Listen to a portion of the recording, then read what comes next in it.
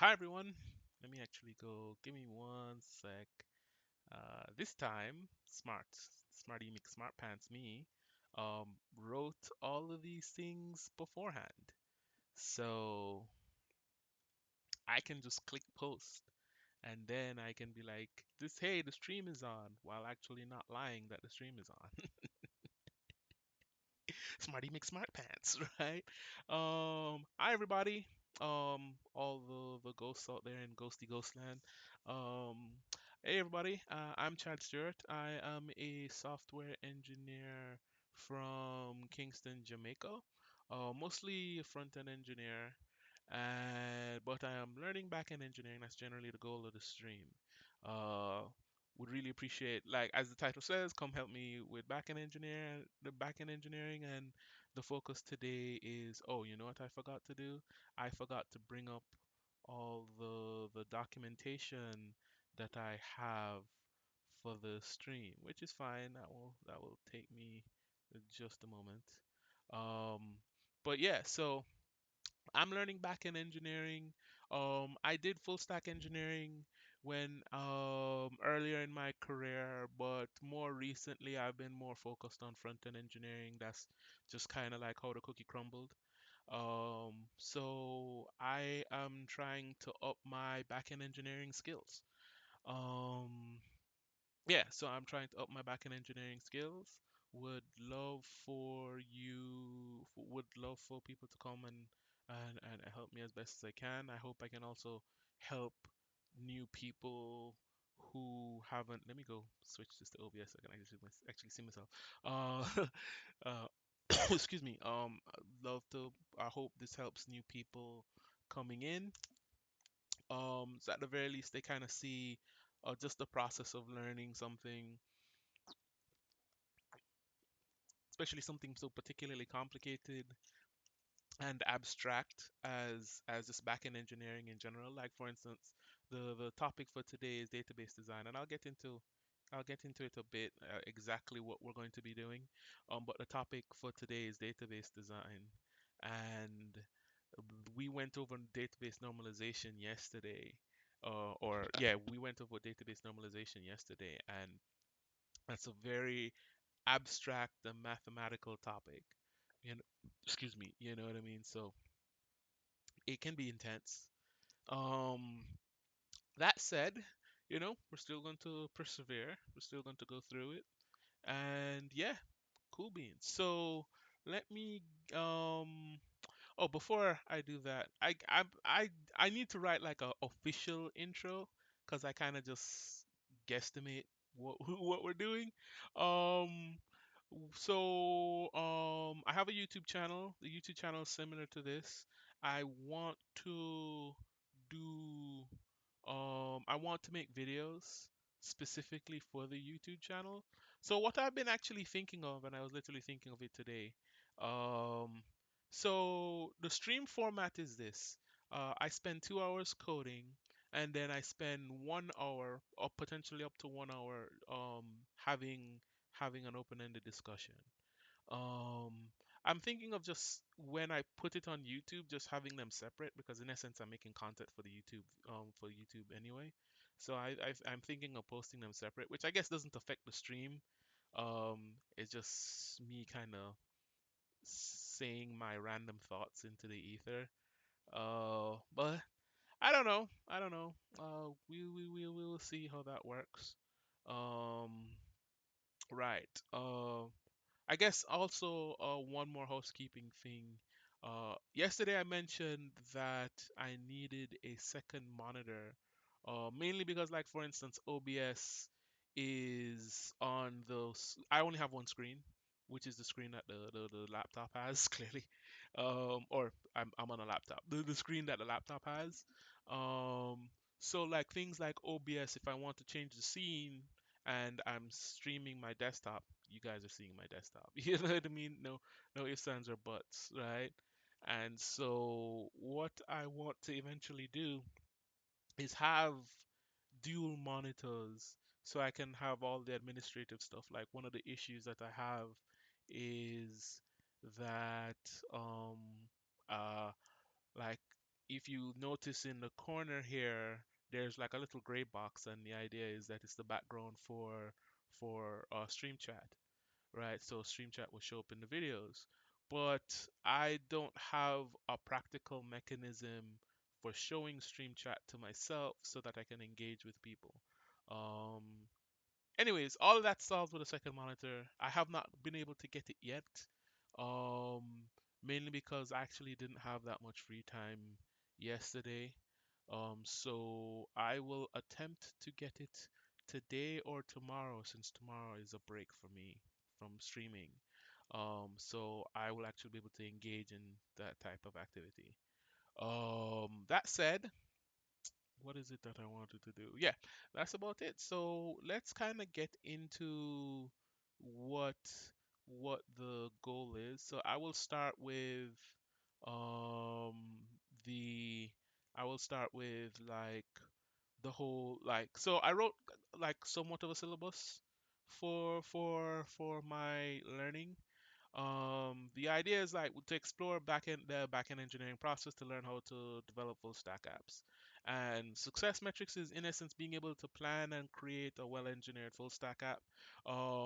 The idea is we start from the data layer. This came from a friend who was talking about a friend who suggested that when I'm learning backend engineering, since a lot of backend engineering is CRUD apps. Actually, give me one sec. I'll try and talk and type at the same time. But since backend engineering is generally CRUD applications and some augmentation of that, oh, why did I? Oh yeah, some augmentation of that. Excuse me. It would be. It would be. Yeah. Did I? Okay, cool. I'm glad I didn't close it. It would be good for me to learn backend engineering by, in essence, um, how do I put it? Learn backend engineering by learning how to get data in and out of the database. And then once I'm more comfortable with that, expanding on doing that through an API, and then, so on and so forth, and then different use cases and stuff like that. So that's kind of the idea. So it's just like a basic CRUD application. At the time I wrote this, we didn't have a theme. I put the theme here now. It's a to-do app. So the reason why I chose a to-do app is because everyone has done a to-do app, and so any potential problems or stuff that I could learn, there'll be a lot of resources to do that, as opposed to, say, for instance, make a new YouTube. Well, there's the thing is, you like for things like this, I would say it is a good idea to pick something that's already been done, because there's so many more resources to tell you how to do the thing that's already been done. In terms of adding it to your resume, it sucks, but in terms of learning, like, you want to do something that a lot of people know how to do, so a lot of people can give you advice on it and stuff like that. So, to do app, right? Hoping to be able to launch the application. So something that I've always been interested in is I guess some DevOps stuff. I'm not going to pretend that I want to be a DevOps person, at least not now. Could That could happen in the future, but I want to do a little bit of DevOps stuff. I actually enjoy that kind of work. Um, this is something when we were coming up with it, we were trying to figure out good success metrics. So, like, not breaking in 24. Anyways, these are my success metrics. Pretty much build the app, launch the app, do have set up maintenance for it. In essence, put it in a position where it's a production ready application, right? Um, Right. So these are the technologies I chose. MySQL, you'll see that in a little bit. MySQL, React. I'm a front end guy. Like I said, I mostly work in React. So any front end stuff will likely be made in React.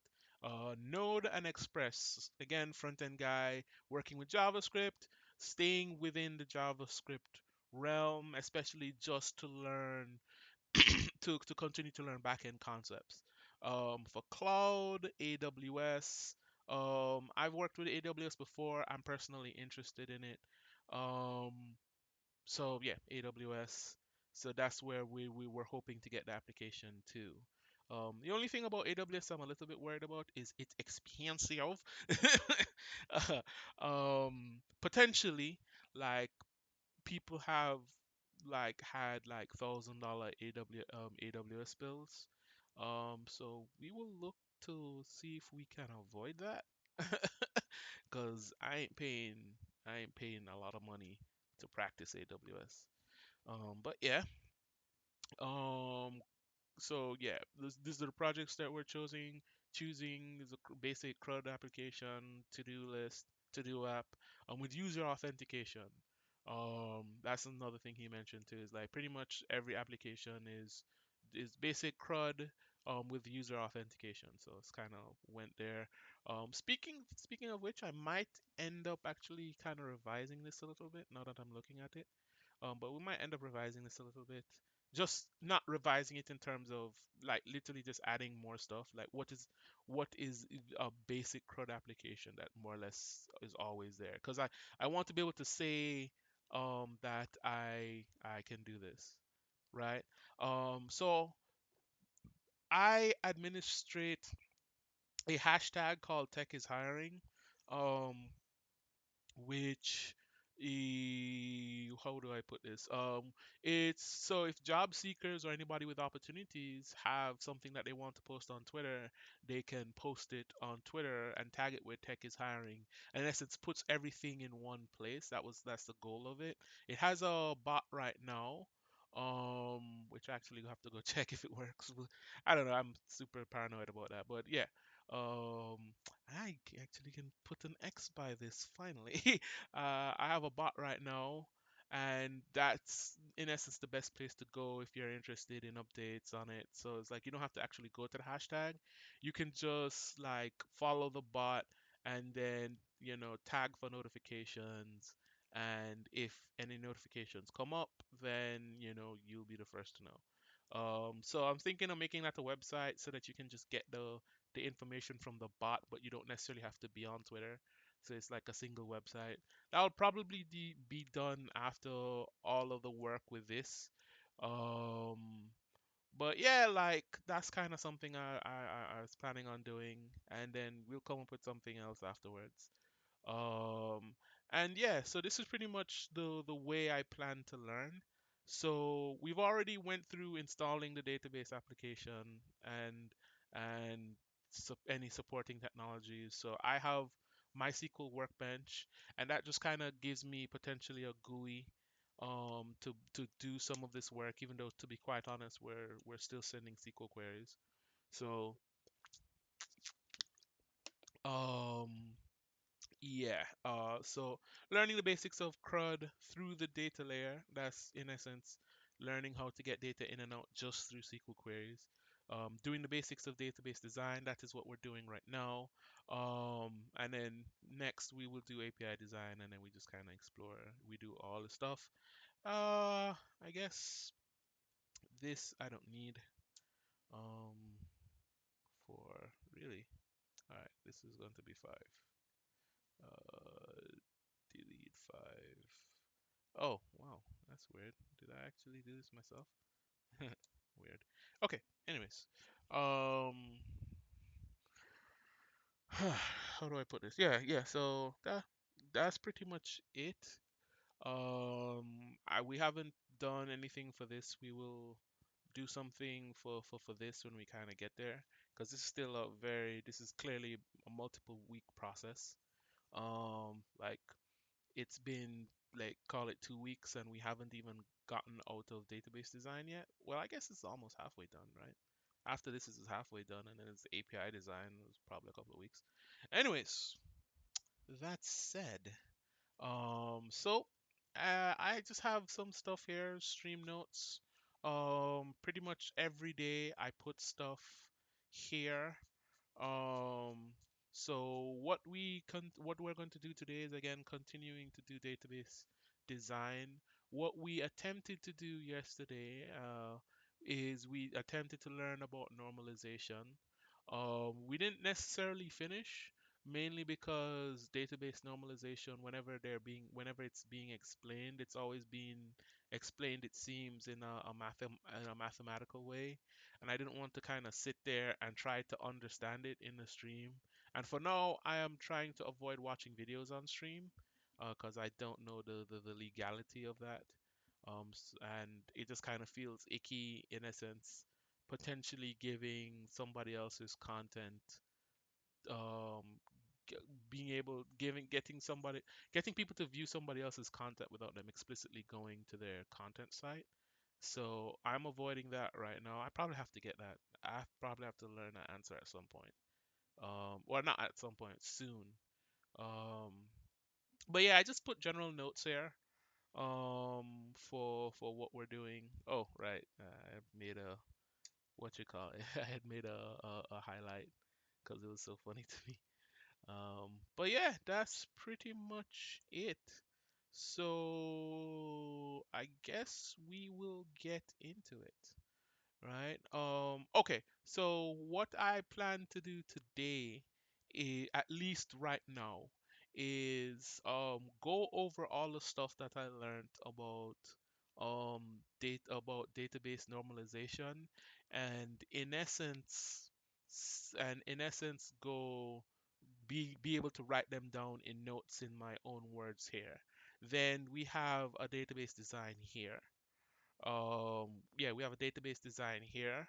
More than likely, we are actually going to go with this, because the first idea fails several of the normalization rules.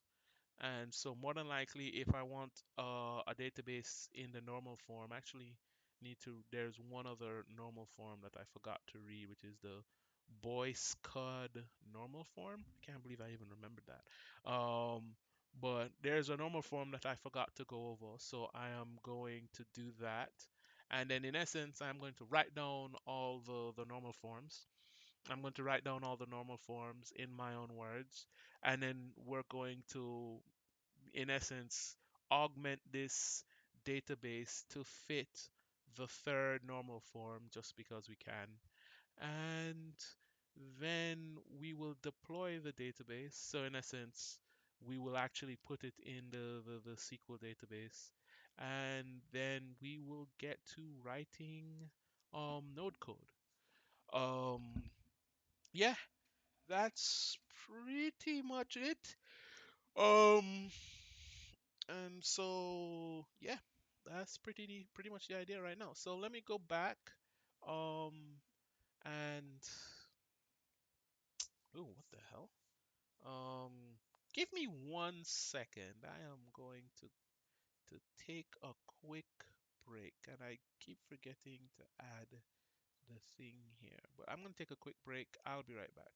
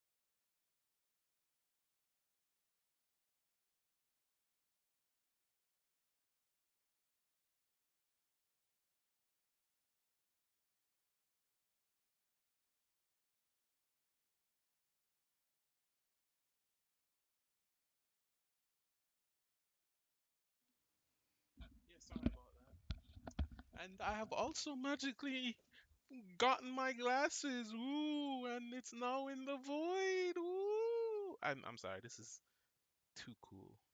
Look at this. Look at the mouse. Oh my God, it's getting sucked into the void. Save the mouse, please. Please. Right. Um, where do I want to go? So, let's start with. Oh yeah, these are the errors. Wow, this is it's just like craziness. All right. So, what do I want to do? I want to go. Um. So let's look up. Uh, voice.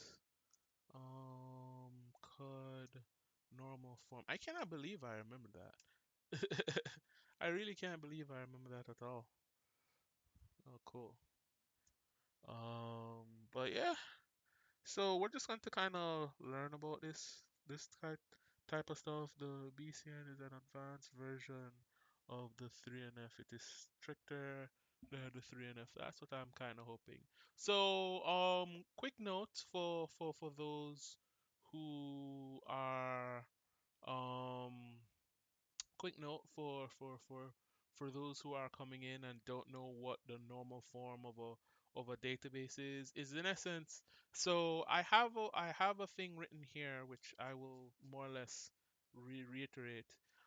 So database normalization is the process of designing a database to avoid data redundancy, avoid data anomalies, ensure referential integrity, and simplify data management. So what that means, and I'm not going to be able to explain ensure referential integrity. I'll give what I think it is, but the idea is you design a database to avoid data redundancy, having to put the same data in multiple areas, and then thus if you have to change data, you have to change it in multiple areas. That is an update anomaly. It's also an assertion anomaly.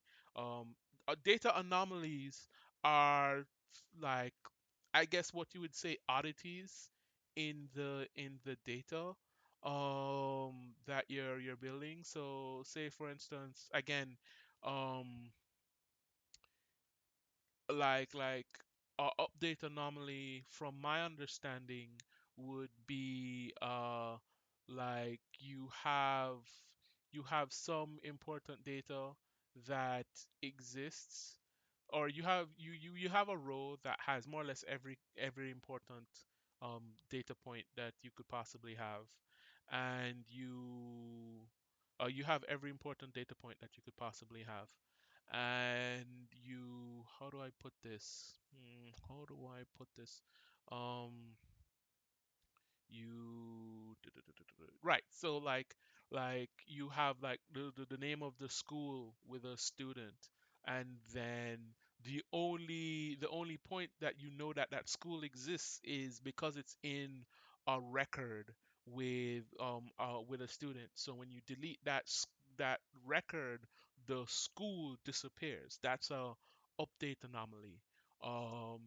Insertion anomalies is you have to you when you're putting records into databases, you have to put them in just right, or you may make data inconsistencies. In essence, anomalies are oddities in the database management process, at least in my understanding. So if you have to do something and it seems kind of strange that you have to do it, that's the best way that I've seen to identify an anomaly. Ensure referential integrity. Like I said, I don't exactly know what that means, word for word, but what I'm assuming is that if there are pieces of data that that refer to one another, that are related to one another, you want to ensure that you build your database so that those relationships are clean. So, like, again, back to the school example, if there's a school that exists, but it only exists as a part of a record, if you delete that record, that school doesn't exist and you can no longer refer to it. You know what I mean? As opposed to if that school was in its own record, in its own table, not in its own table, but in a table specifically for those types of data, then if you were to delete the student, that school record would still exist. In fact, if you were to delete all reference to that school, the school record would still exist. So that's what I'm assuming referential integrity is the ability to refer to different data points throughout the database management, and then obviously simplified data management is pretty straightforward, is pretty self-explanatory. Um, but yeah, so we do this through database normalizations, and interestingly, according to some of the articles that I've written, is that you are solving for these problems over time, which with each normal form, but you're not solving them all at once. So it's like you have the first normal form, the second normal form, and the third normal form. Um, they all refer to each other. They are all dependent on each other. So, or the second is dependent on the first, and the third is dependent on the second. And as we just read, the Boyce Codd normal form is dependent on the third. So you cannot have a third normal form without a first normal form. So in essence they all must be in a normal form. If the database does not meet the rules for the first normal form, then it can't possibly meet the rules for the third, because one of the rules is that it has to meet the rules for the second, and then the second is also it has to meet the rules for the first. But they also kind of have like general ideas. These aren't like hard and fast rules. And in one of the articles that I read, they say that database design is an art rather than a science, and it's like you design it for your use case. So like I would say these aren't necessarily hard and fast rules, like to avoid data redundancy anomalies and so on and so forth. If you're going to create anomalies, you must get a strong benefit from it. Again, this is me speculating. This is not me knowing, but yeah. Anyhow, so we're gonna go into this, and then I will try. I guess I will try to write all the normal forms in my own words, maybe with a little bit of research again. And then we will work on the database, and then we will try to get into some node code. Node code, node code, node code, node code. But yeah. So, Boyce Codd normal form. The BCNF is the advanced version of that. Table is in BCF form if every functional dependency x to y is the super key of the table. And this is why learning this stuff is hard. I have no idea what a super key is. In fact, that has been kind of the bane of me learning this stuff. I don't know what a super key is. I don't know what I came across candidate key. I don't know what a candidate key is. There was an article, or there was a thing that was talking about PKs, and I had to assume that they were private keys. Um they're all shrouded in mystery. All of this stuff is shrouded in mystery. And so if you don't have a lot of the basic information, which maybe I'm tackling this incorrectly, um this is probably like the issue is that I'm tackling it from a wrong point. But yeah, and I'm just trying to get like a basic understanding of this kind of stuff. Uh Let me go back to just looking up database normalization. Uh, Database normalization rules. So, sorry if it's kind of boring. It's a lot of lecture. It's a lot of theory right now. It's a lot of theory. This is an article that I was reading. Um, there's a fourth normal form. Good God, it's a lot of theory, to be quite honest with you, and you just try to apply it as best as you can. Um, so let's go with here. The Boyce Codd normal form is a higher version of the third normal form. This is okay. doesn't have transitive dependency. Um, Matt mentioned what transitive dependencies was last time. Uh, I didn't take any notes on it. Well, he wasn't sure. He wasn't sure. Ah, yeah, he said it was not transitive, transient dependency. Hmm.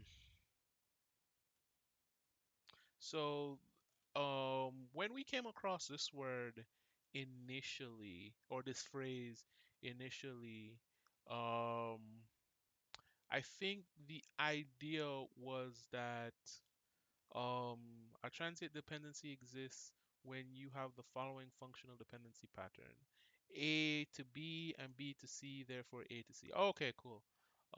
This is discrete math. So do I have this silenced? I think I do. Give me one sec. I do have it silenced, but there's stuff popping up. Uh, there's stuff popping up because people are using tech is hiring, which is pretty good to see. I'm actually pretty happy about that. We've been getting people using it more regularly, which is great. Um, so let's see. It doesn't have transient dependencies. Okay, so we can kind of explore this a little bit because I would reason the one of the reasons why I wanted to go back to doing normal form stuff is I didn't understand the statement of transient dependency. I didn't understand what that means.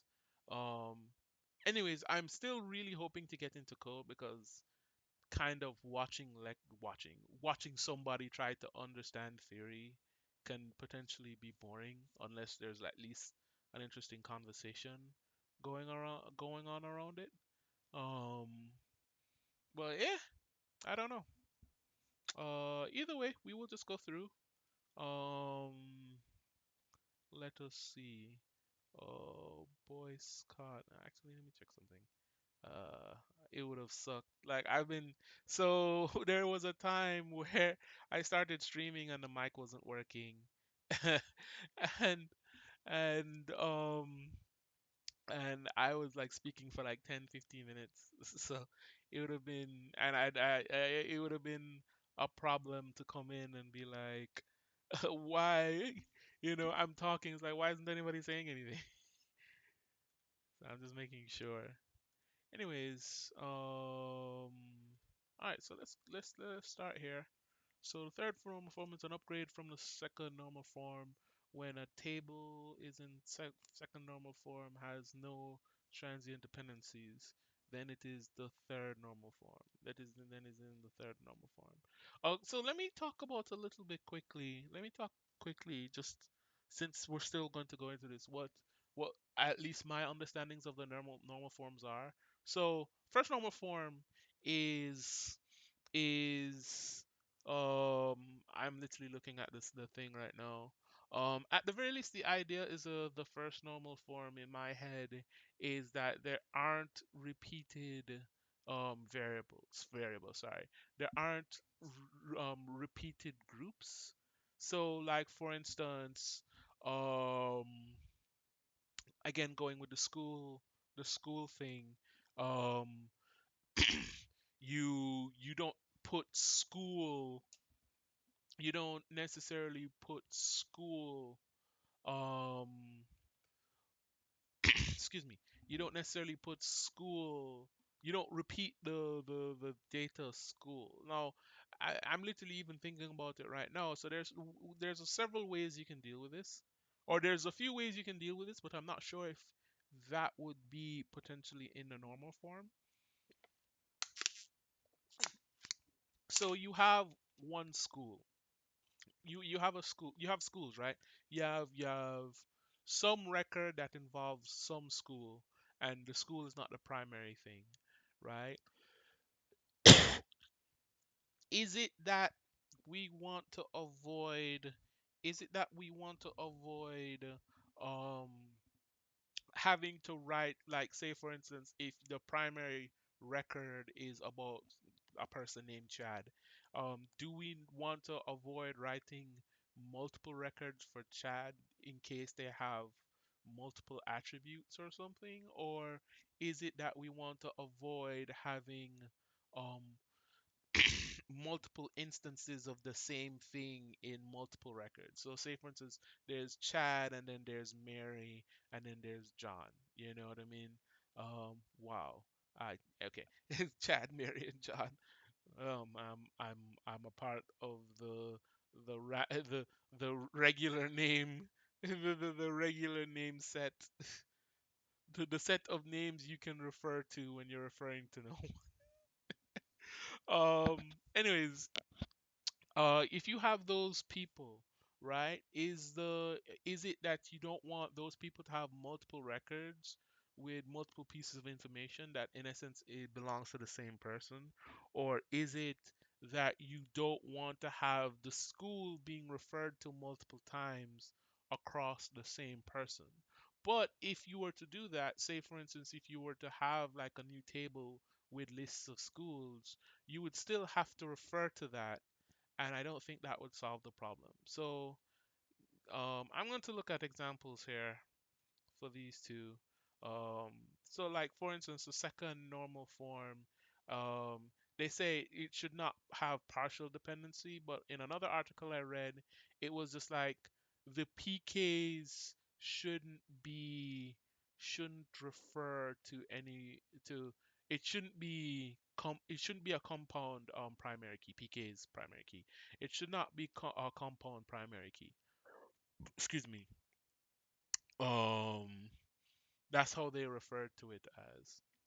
So I think I'll just stick. I don't know.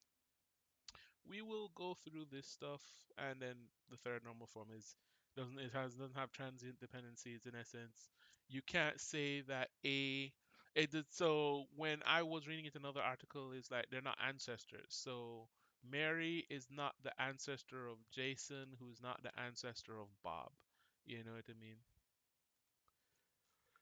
Anyhow, we will go through this. And I'm just talking through this because I'm trying to internalize this stuff myself.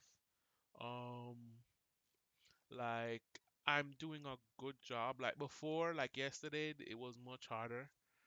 Yesterday was the first time we went through database normalization, and it was much harder.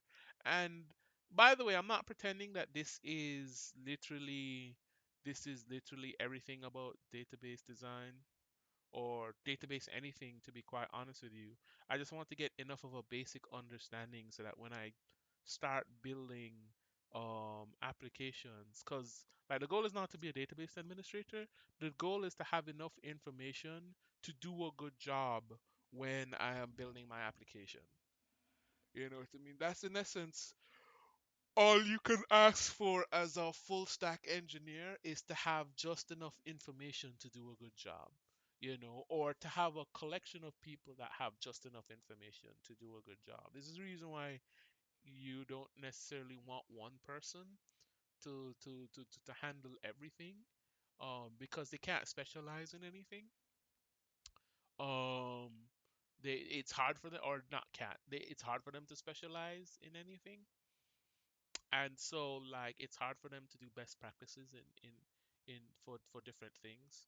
So yeah, either way, uh, just just something I was thinking about. Anyhow,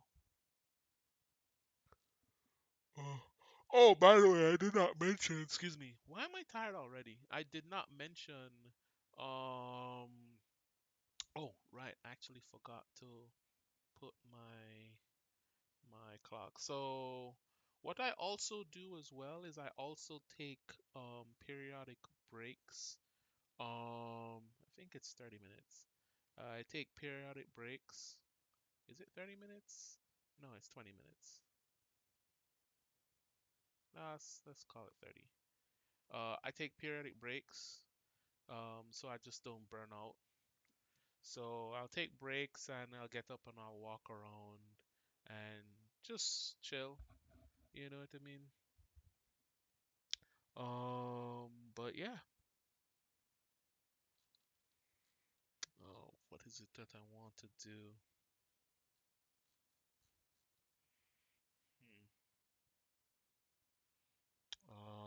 so we'll just read a little bit about third normal form right here. All these topics. So third normal forms upgrade, yeah, we kind of got that. In our last tutorial, let's use the same example where we have three tables, student, subject, and score. So I'm assuming this is in the second normal form. Student ID, subject ID, score ID. So okay, yeah. So you have a student table, a subject table, and this tells you everything about the student. This tells you everything about the subject, and then this does this, what you call it. This table does the comparison. Cool. So in the score table, we need to store some more information, which is the exam name, total, and total score. So let's add two more columns. The requirements of the third normal form. Um, Let me actually move these things so that they're in order.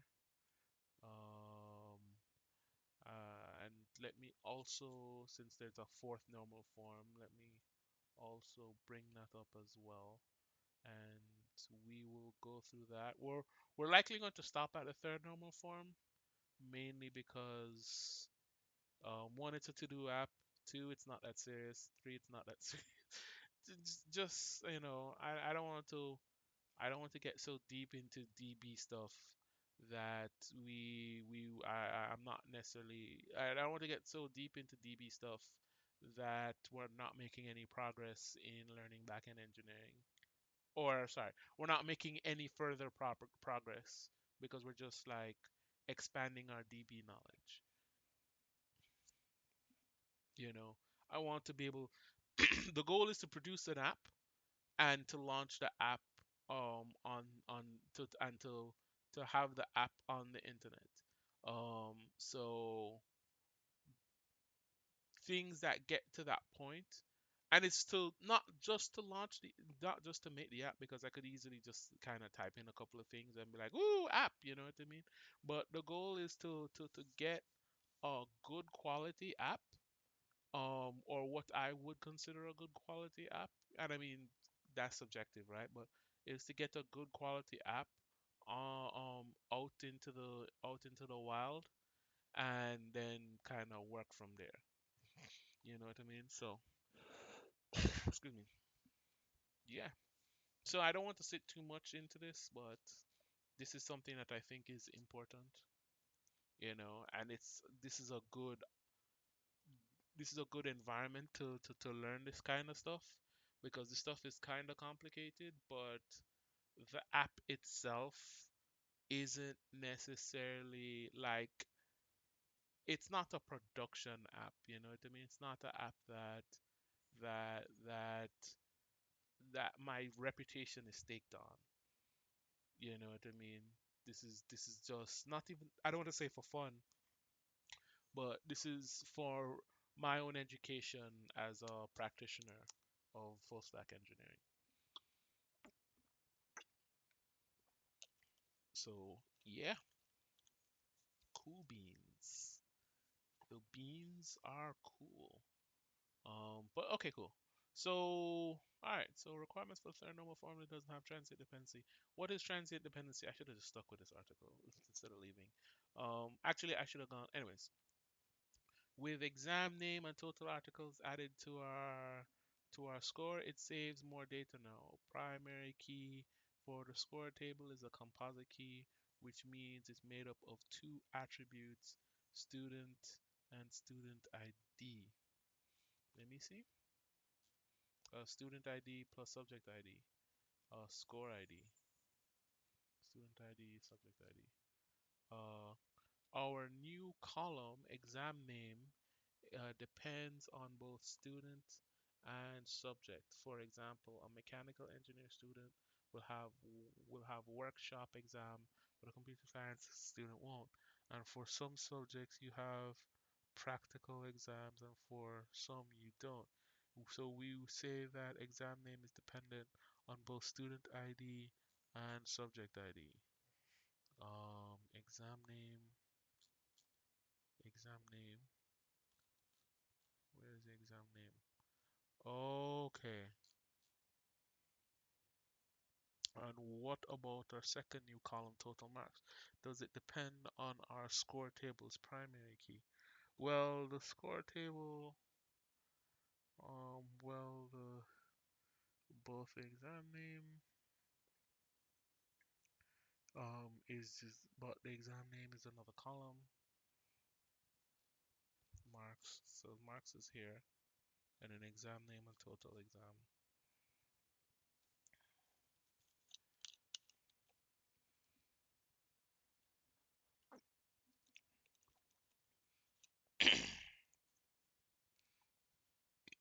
For example, practical. But exam name is in our columns. It is not a primary key. It's not even part of the primary key and total marks dependent. This is transient dependency. When a non-prime attribute depends on other non-prime attributes rather than depending upon the prime attributes or prime key. How to remove transient dependency? Again, the solution is very simple. Take the columns that from the score table and put them in an exam table using exam ID wherever required. So score table in the third normal form, excuse me, score ID, student ID, subject ID, marks that, split these at least. Oh, and then score ID and an exam ID, the new exam table, exam name, and the total marks. Advantage of removing. See, the amount of data duplication is reduced. Data integrity achieved. Okay. So the Boyce Card normal form, or the BCNF, is an extension of to the normal form, and is also known as the 3.5 normal form. Um, It's also known as the 3.5 normal form. Before you continue with the Boyce card normal form, I don't know who Boyce is. Who is Boyce in the BCNF? Who developed the BCNF? Just real quick. So there was a thing that kind of tickled me a little bit. I guess I was a little tickled. Well, you know what? There was a thing that I was laughing at because this guy, his name is Edgar F. Cud, and his initials that was referring to him as EF Cud. And my first thought was just like, yo, he could have just easily been E Fud, and so it'd have been like the database normalization was was developed or was talked about by a cartoon character named Ephod, which that had me rolling for hours because I kept rewatching that clip because it's still funny. But yeah, so Raymond Boyce F is an American computer scientist who was he passed in '74 at age 28. That sucks. And Edgar Fudd, he died in 2003 at 79. He's an English computer scientist who worked for IBM, invented a relational model for database management. Oh wow. Okay, so I guess I should not be making fun of this guy.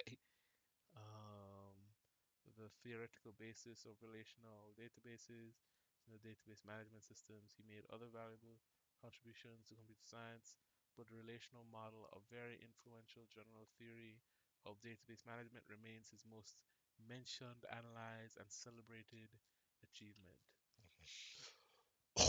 Hmm, cool, cool beans. I just wanted to know who this was. Um,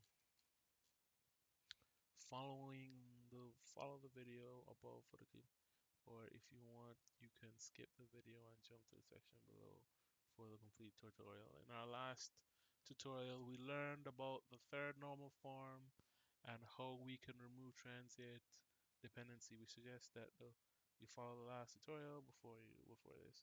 Rules for a table to satisfy the void needs to be in the third normal form, and for any dependency AB, A should be a super key.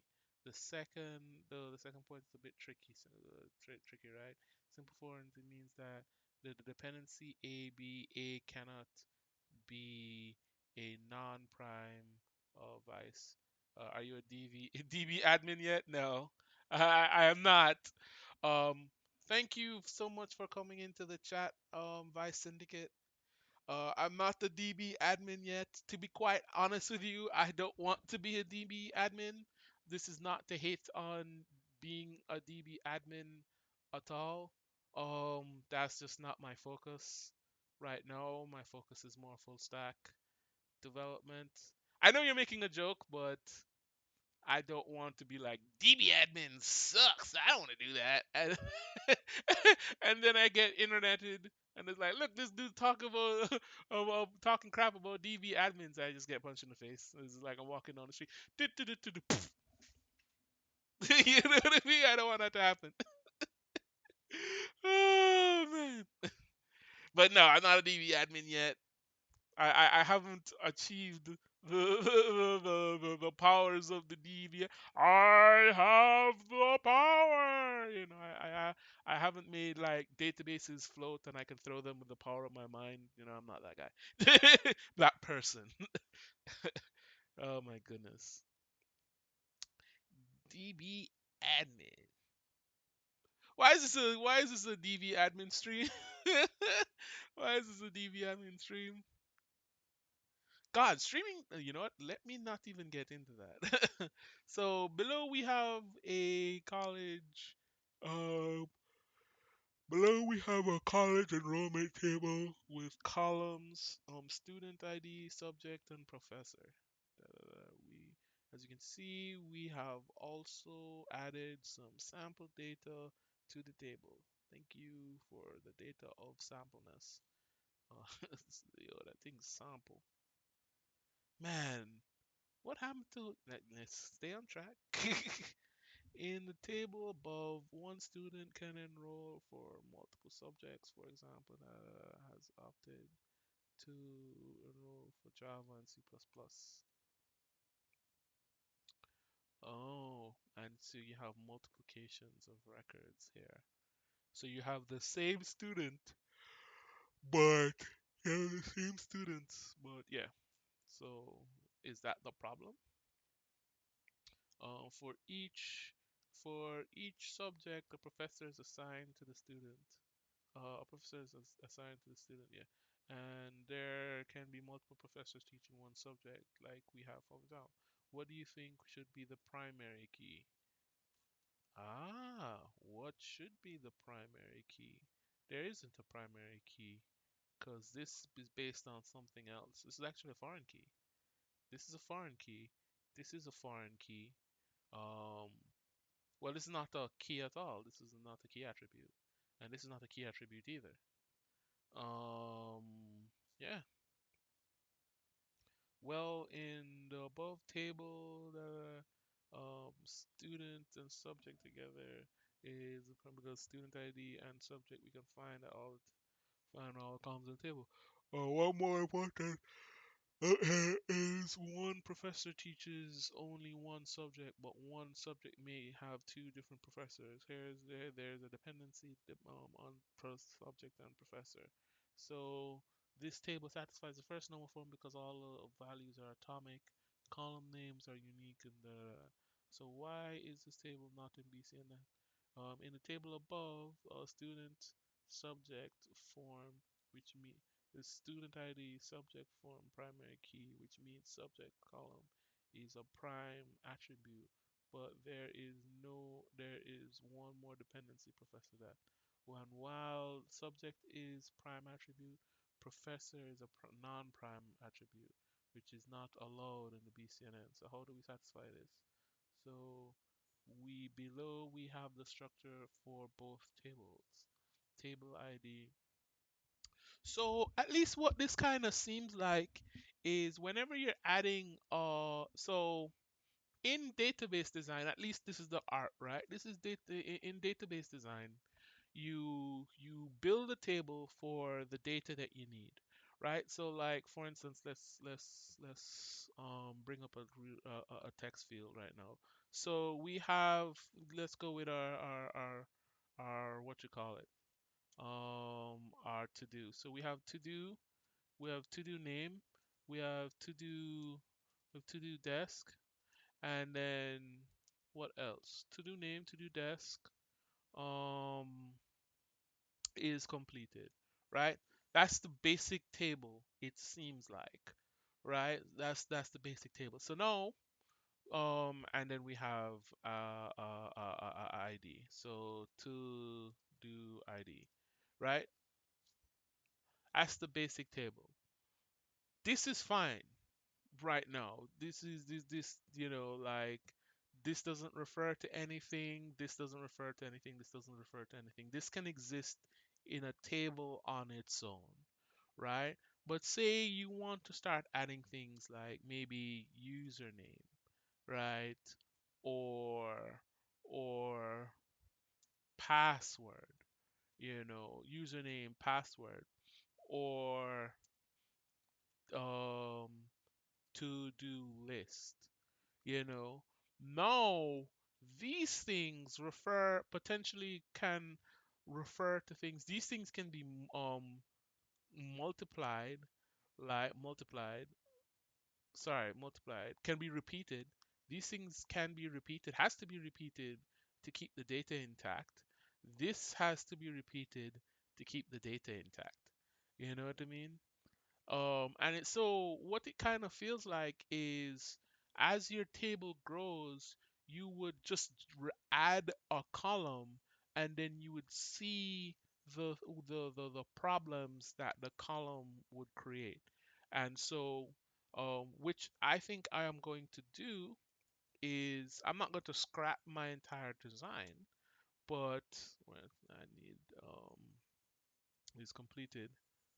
What I'm thinking of doing is building this table and then adding columns and normalizing the table as I add columns, right? So we will have we'll have two tables. We'll have the user table and then we'll have this table. And then as we add features to the table, we will see we would normalize the how we would normalize the table. So at the very least, we kind of have a game plan for how we were going to approach.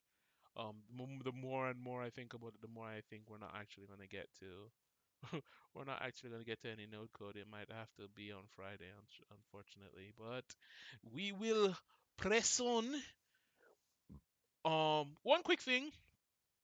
Um, I did not mention this, so I think I tried and I forgot, but I did not mention this, but in the so the format generally is that I did mention the format, but I didn't mention what I wanted to discuss today, which I was just thinking about it today, but something I wanted to discuss is what is that silly thing called?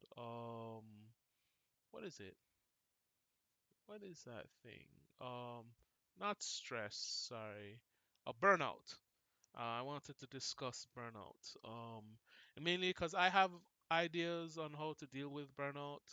Um, but I kind of wanted to talk about it a little bit. So I think the subject for today is discussing burnout. Um, Also, I need to, well, yeah, and we will just do that when we get there. hmm So, cool beans. Anyways, let's get back into this. Um, right, so I kind of get this. I kind of get this. I'm not going to pretend that I'm 100%.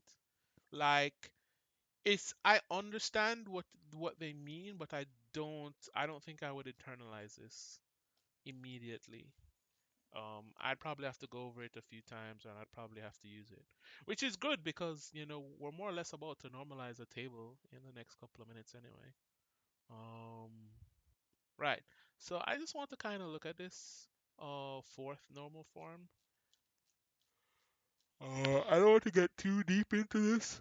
The idea is definitely to just have a database in the third normal form. One, because that's just the normal form that I know the most or heard of the most. Two, um, I don't think our database is that big to get to all of that stuff, you know. And I think we are getting pretty close to over engineering. Like, you do want to engineer well, and since this is practice, it's fairly encouraged. But you don't want to engineer so much that it stalls you from actually putting something out. So it's like that kind of delicate balance. And I don't want to say some people throw caution to the wind and just write crap, but it's always more important to see what value you're getting than than like, at least I don't want to say it's always so important because I don't want to be dogmatic about it, but chasing value is never necessarily a bad thing. Like, or chasing the greatest source of value. Let's go with that.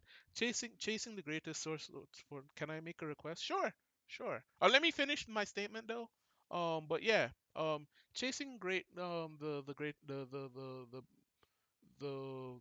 best form of value. The best source of value is always a good idea, or is usually the good idea, a good idea, unless like you're setting yourself up for something. But yeah, sure, go ahead, and make a request on Vice. Hopefully the request does not um up the hecking volume. Okay, I will try. I've been messing with the volume.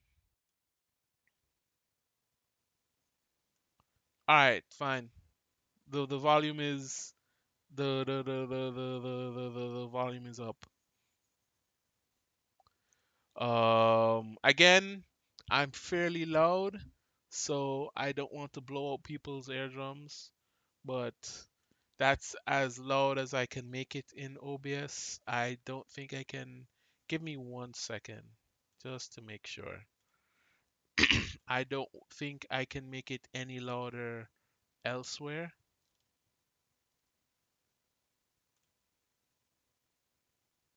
System volume, system mic. Um, um, is it any better? Is the volume any better? Maybe it's an issue with volume consistency. It could be, I don't know.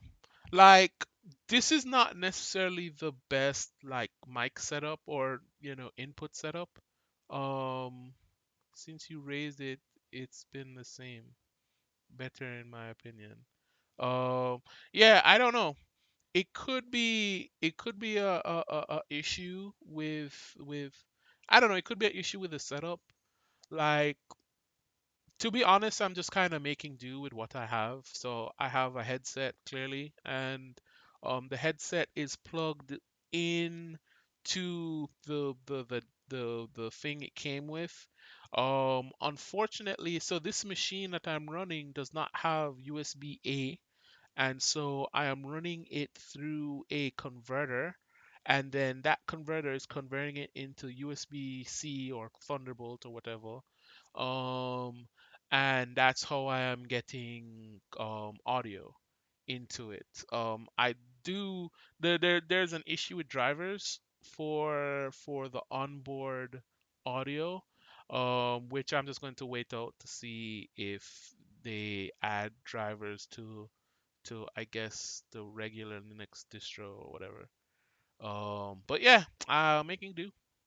That's pretty much it. But hopefully it's better now.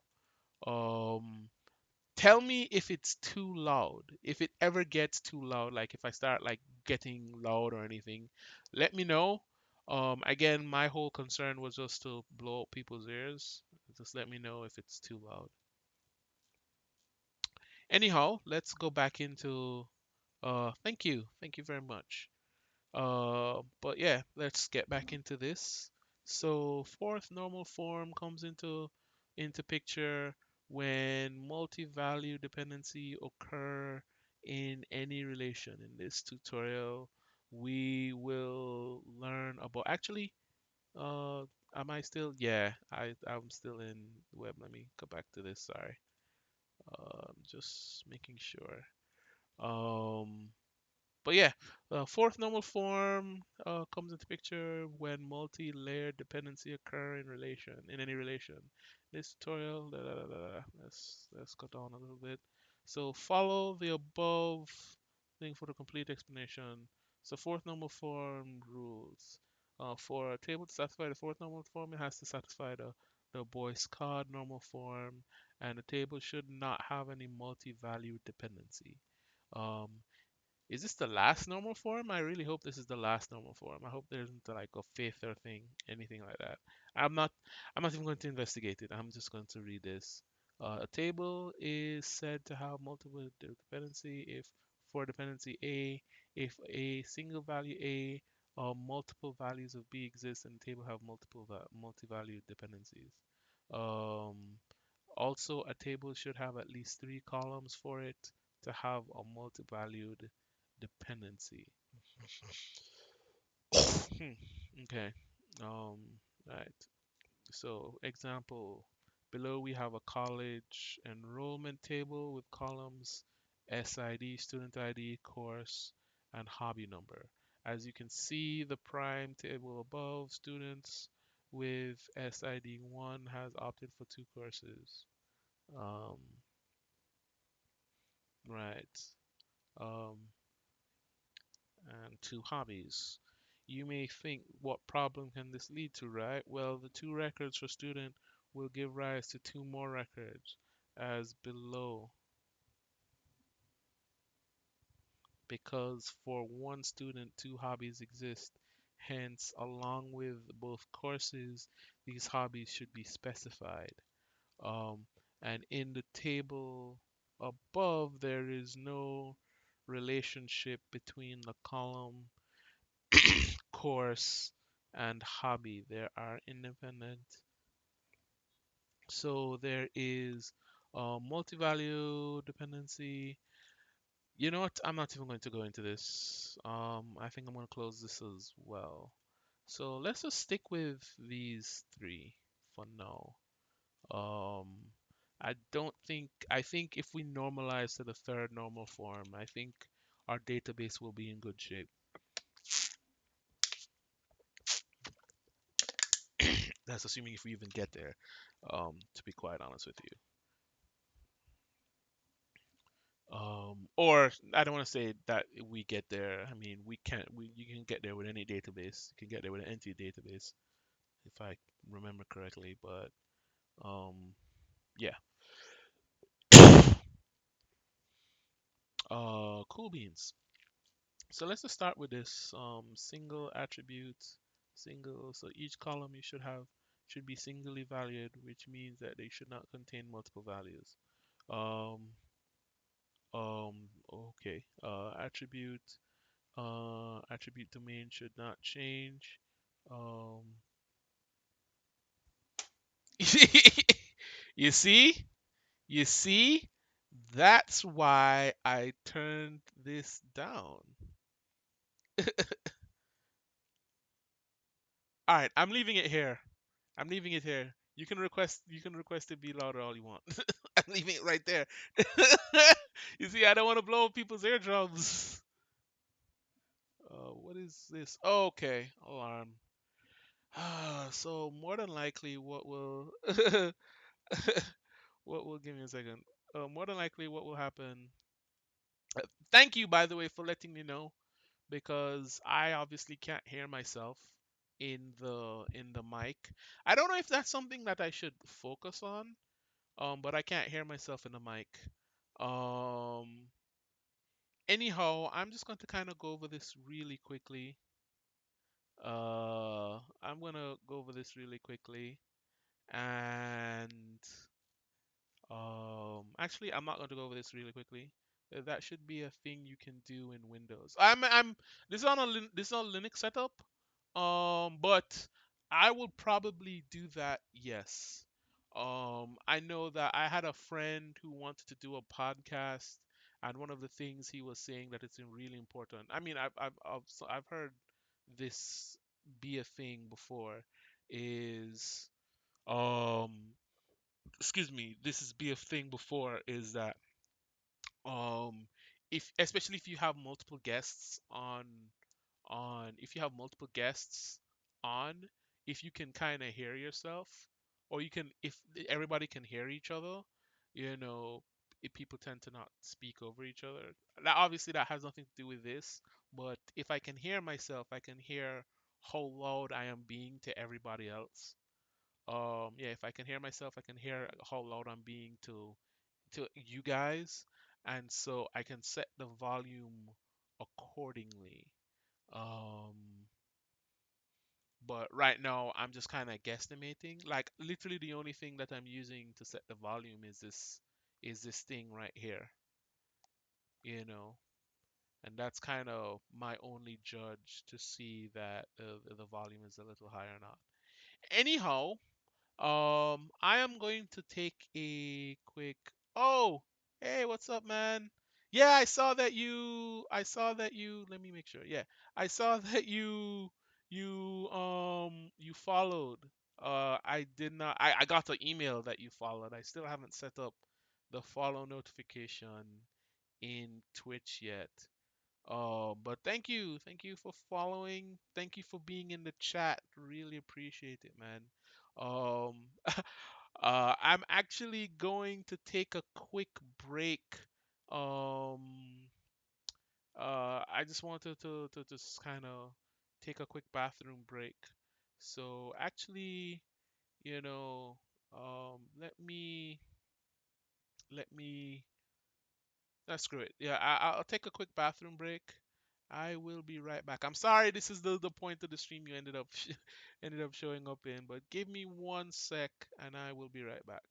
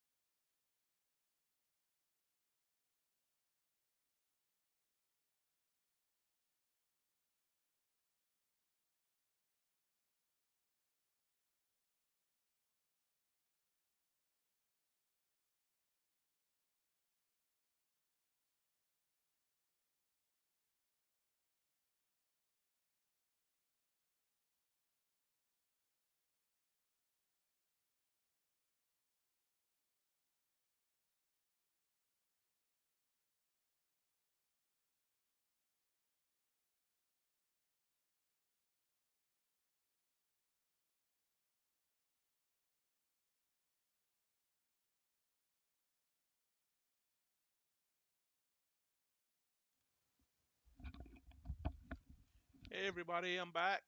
Sorry about that. Just had to take a quick bathroom break. Um, I'm gonna still chill out a little bit. Just kind of standing here. Um, so I think it's going a little bit better. Ironically, I think it's because of the article.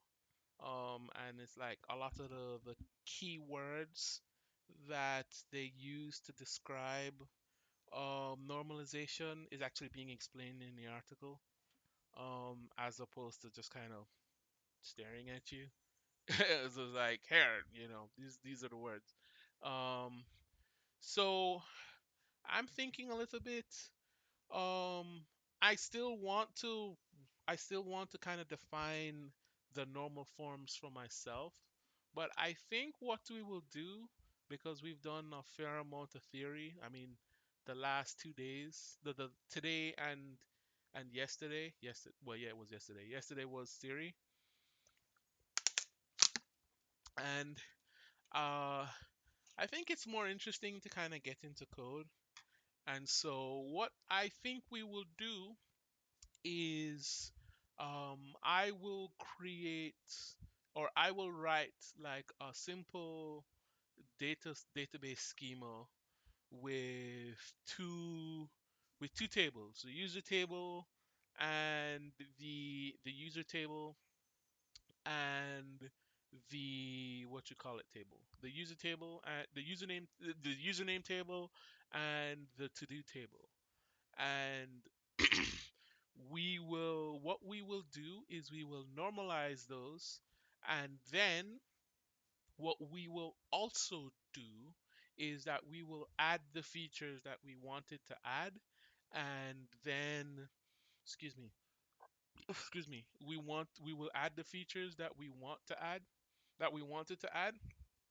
And in all steps of those things, we will try to keep the tables in the third normal form. And so once we've added the features, hopefully we would be like, okay, this is the third, this table has all the features that we want and satisfies the normal form that the third normal form. We will create that and then we will actually create that table in MySQL.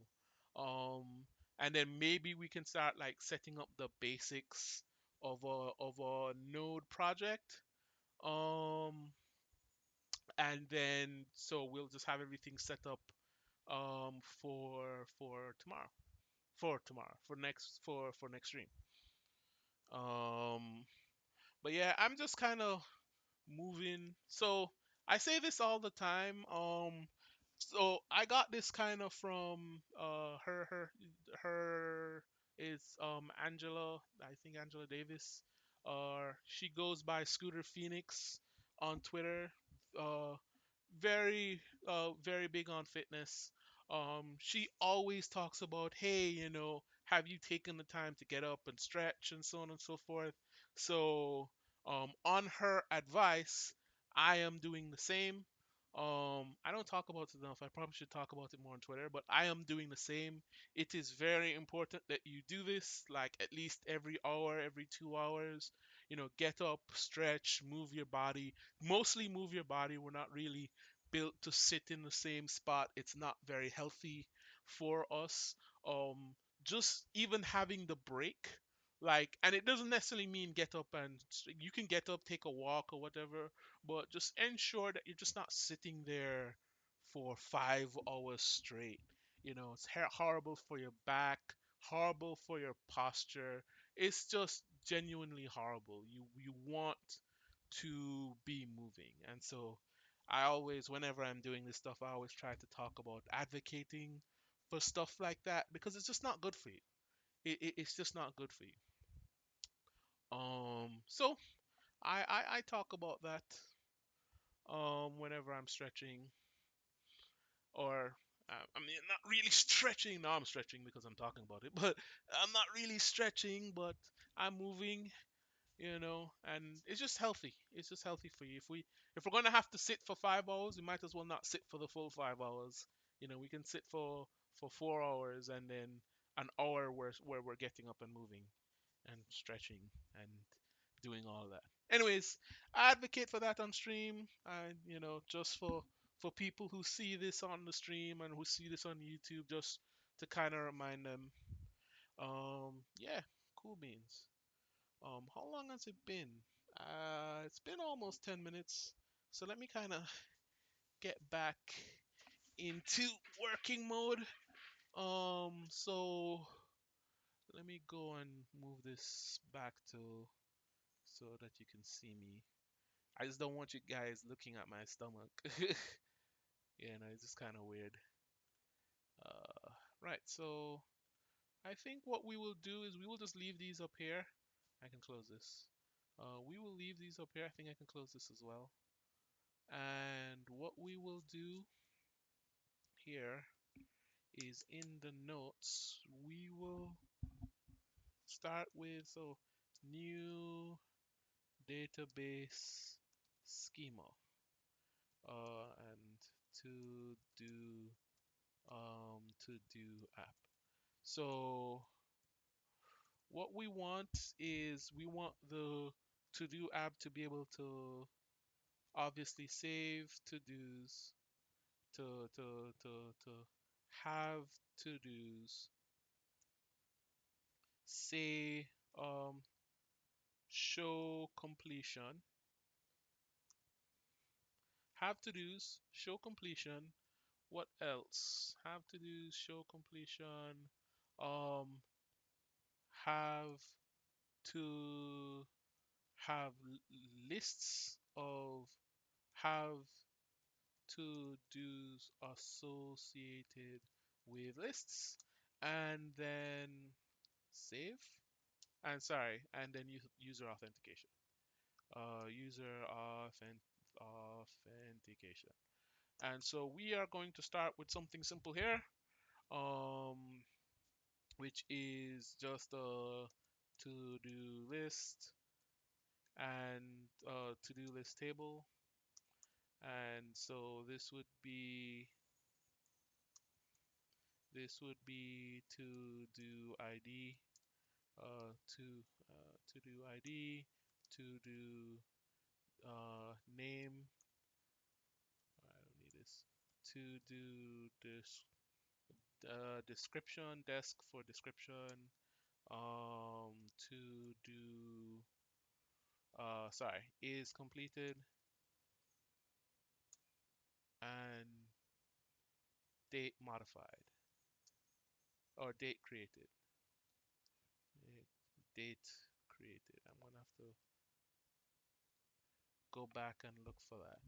And so we have to do, we have all those things, and then we have to do, and then we have user table. And user table is user ID, username, password or user password, and date created. Um, do I want anything else? So right now it's only satisfying having to do showing completion and user authentication. So to we need one more table for to dos. In fact, we don't need a table. Um, we can put um, to do list and user user ID. So to do list and user ID, and that will satisfy have to do show completion, have to do's associated with lists, and then have to do associated with lists, and then user authentication. Now, obviously, this doesn't. I don't know which normal form this violates, but this is not in the third normal form. So what we will do is, I mean, technically, I could easily have taken out the user table. I could make a big table. So user ID. Alright, so we could just do username, user password. Um, yeah, we could do that. Um, we could do that and then just kill this. But I don't think I would have even done that even if I wasn't thinking of normalization.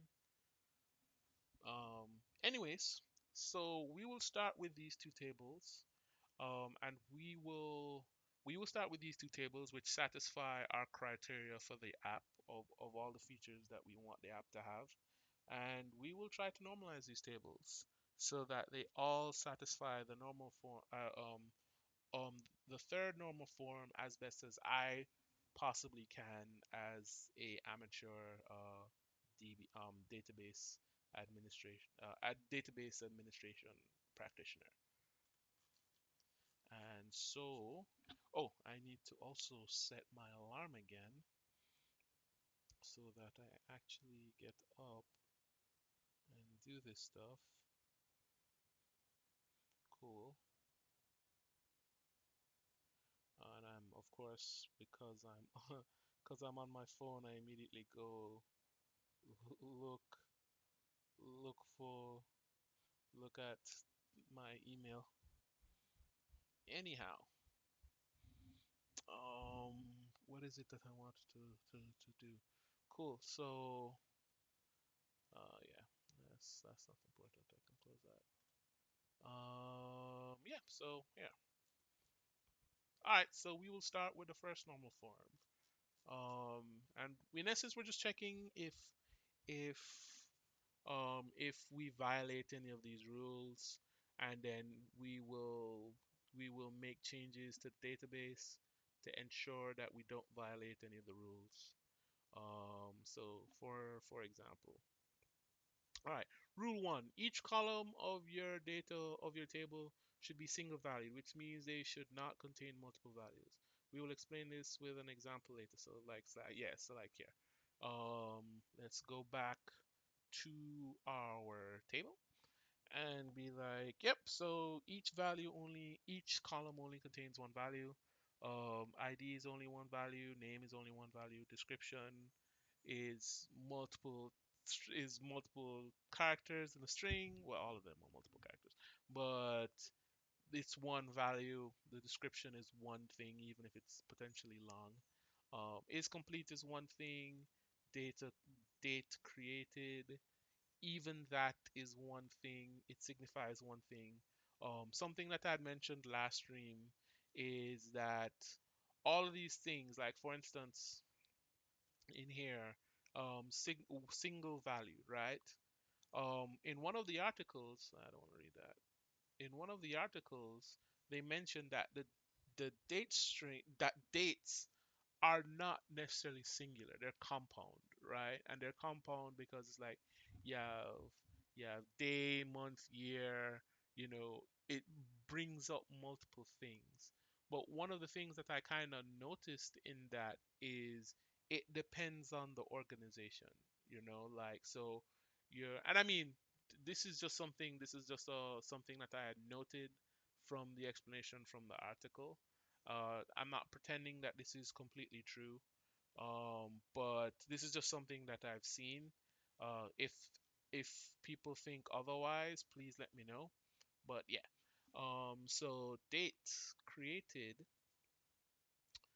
is comprised of multiple things, right? But it doesn't refer to multiple things in the organization. In a sense, in the organization would be in the application, right? So date created refers to literally nothing here, since this is in essence the scope of the organization in this example. This is the scope that this can potentially exist in. Like whereas say for instance, I'm making this database, but the scope of the company that I'm in, that's the scope, right? So like I'm making a small database, but it exists in a significantly larger scope.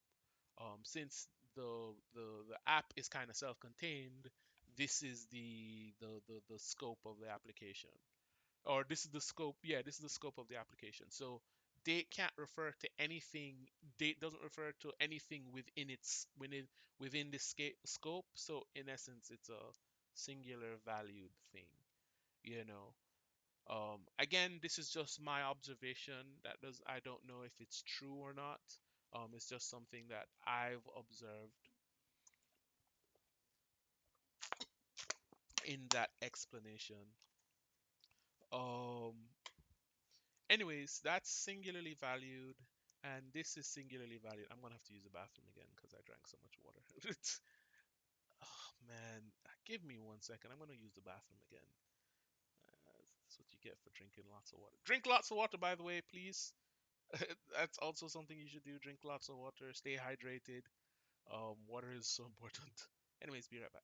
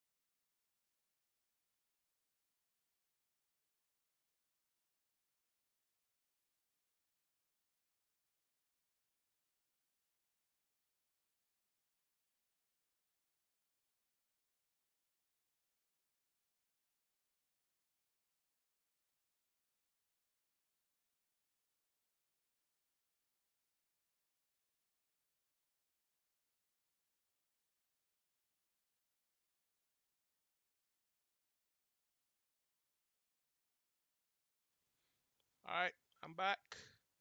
Um, Let me go here. Right. So this, I think, actually we this table for sure satisfies the normal form, the first normal form. The second table should also satisfy the first normal form. Actually, sorry. It satisfies this rule. Sorry. Attribute domain should not change. Excuse me. Um, this is more of a common sense rule. In each table, the values must be stored, must be the same kind or type. For example, if you have a comma, if you have a column date of birth to save the date, um, you cannot or must not save names of some of them in the column along with date of birth. It should only be date of birth for all the records and rows. So in other words, I guess the the intention of the columns should be the same. Actually, let me check if these are singularly. These are the same. They only do one thing. Um, the thing that they're referring to, what the information that you're getting from them are also singular. In that's what the second rule is talking about. Hey, Marble Wraith. Hey, how you doing? Thank you for being in the stream. Thank you very much. What's up with you, man? What's up with you? So we're going over basics of database design right now. Um, we went over database normalization. So I am making a database schema for my to-do list. But what's up with you, man?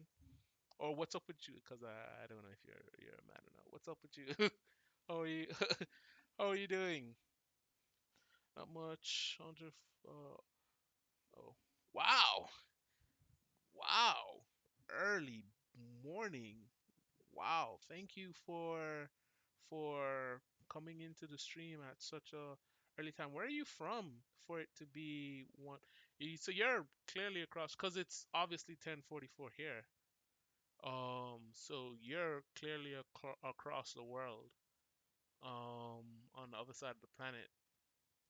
So, I was literally going to guess Australia. I was literally going to guess Australia. I don't know why I was thinking Australia, but that was my first thought. But thank you for showing up, man. Like, what are you working on? What are you working on? By the way, this is me trying to ignore the work that I'm supposed to be doing. What are you working on? What are you taking a break from coding? Front end, back end. I guess I will work on this while you um, type as well. User ID, normal. Yeah, so these are all the same.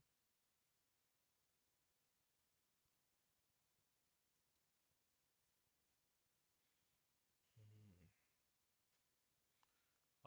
What else? Domain shouldn't change. So yeah, the domain doesn't change. Like I said, it's a common sense rule. Unique name for attributes columns. This rule is expects that each column should be has a unique name. It's to avoid confusion at the time of retrieving data. Full stack, it is a scheduling API plus website app. That's pretty cool. That's pretty cool. Um, the scheduling scheduling API. So, um, did you have to design? I guess I asked because I'm doing this work now, but you had to design your own data layer, or is it is it to is it more for learning? Well, if it sounds pretty specific, so more than likely you're trying to solve some problem with it. But like, are you working on a team, or are you just literally doing the database design, the database, the API design and the website? But you said plus app. So you're doing a mobile app as well? Man, that's a crap load of work. I hope you get paid. I hope you're getting paid for that, man. And you're doing that at 4 a.m.? Man, working overtime. If we weren't salaried generally. If we actually were hourly. Man, working overtime. Overtime. But yeah, I feel like the tables follow this rule so far. All of these rules. So this is a first normal form table. Second normal form. So where are the rules? Okay, so because the rules are more elaborate here. Okay, so for second normal form, it must satisfy the conditions. There should be no partial dependency. All right, so in the article that I read, partial dependency was, or they said that the primary keys should not be compound. So the primary key should be on their own. Let's take a student table with. You know what I just realized? And I haven't thought about it the entire time I was streaming. What is the delay? What is the delay between me streaming, between me saying something and the audience getting it? I will have to look into that. But either way. Branch address. What is dependency? Partial dependency. So in this table, student ID is the primary key and will be unique for every row. Hence, we can use student ID to fetch any row um, of from this data. Even for a case where the student name are to say, if we know the student ID, oh, it's my own project. I didn't really like Google Calendar or any other ones out there like to do Todoist or so. Hopefully, this is going to hopefully compete with that. Oh, okay, cool, cool, cool, man. Definitely that's a hard project, but I definitely understand. Yeah, like for me, Google Calendar just kind of fits my needs because more or less I just chuck something in there. But I definitely understand, and you'd be surprised how many people have the same use case as you.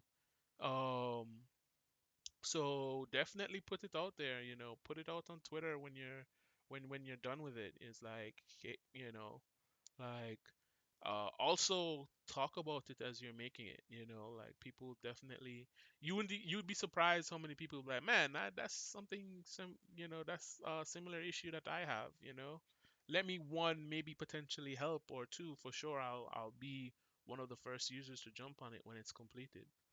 You know what I mean? But yeah, that's pretty big. You know what I mean? Especially I'm guessing app means mobile app too. That's pretty intense. So are you building it in like React Native or something? Like I can't think of another framework that would let you write front end and mobile code at the same time. So are you building it in like React Native, or are you going to build it in um how do I what is the phrase like, um I guess it's native code, where it's like either Java or Swift, whereas Java, Kotlin, or Java, Kotlin, or Swift, um, or not C sharp. What is the code base for iOS? I don't want to say C++. I guess C. Objective C, sorry. Anyways, what languages are you building it in? I should have just said that. What language are you building it in? At the moment, focusing on the backend infrastructure, GraphQL API, and scale for the app. At the moment, I'm thinking Flutter. Oh, I didn't even think about Flutter. Yeah, yeah, that sounds cool. Like, I definitely want to. Actually, thank you for reminding me. That is something that I want to invest in time. So I'm going to put that somewhere. I'm gonna put this in the notes. I want to notes. Uh, invest time in GraphQL. I have seen it all over the place. I want to learn it. I have never learned it before. So I've never used it. So thank you for reminding me. So I'm probably gonna put that somewhere in here. I guess maybe for the next project that I do, I'm gonna stick with REST for now, or RESTful. Since RESTful is already a stretch for me. I've gotten close to a RESTful API, but I haven't made an official RESTful API. Uh, but yeah, that sounds pretty cool, man. That sounds pretty cool. How long have you been coding for? And how long have you been coding professionally for? If you've been coding professionally, is it like something new for you, or is it not as new?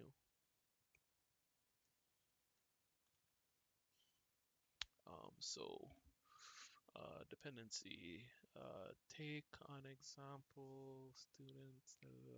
In this table, student ID is the primary key and will be unique for every row.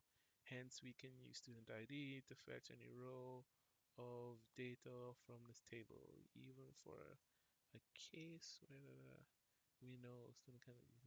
Hence, we can say primary key for this table, or a group of columns, composite key can you uniquely identify either. I can ask for, okay, partial. So what this is dependency. We call this functional dependency. What is partial dependency? Now that we know what dependency is, we are in a better state to understand what partial dependency is. For a simple table like student to single data, uniquely identify that, but it's not as true for all of them. But it's not true all the time. Sorry. So now let's extend our example to see. Uh, hey, what's up, Matt? Oh, what's up? Hey, everybody. This is Matt. He's a long time viewer. Also known as he's been in the chat in for the 2 weeks I've been streaming. Said in the voice of Camus. Hump day, lunch break. Started coding in 2009, switched briefly in 2012 to network engineering, and then came back to code. All up is I round it out.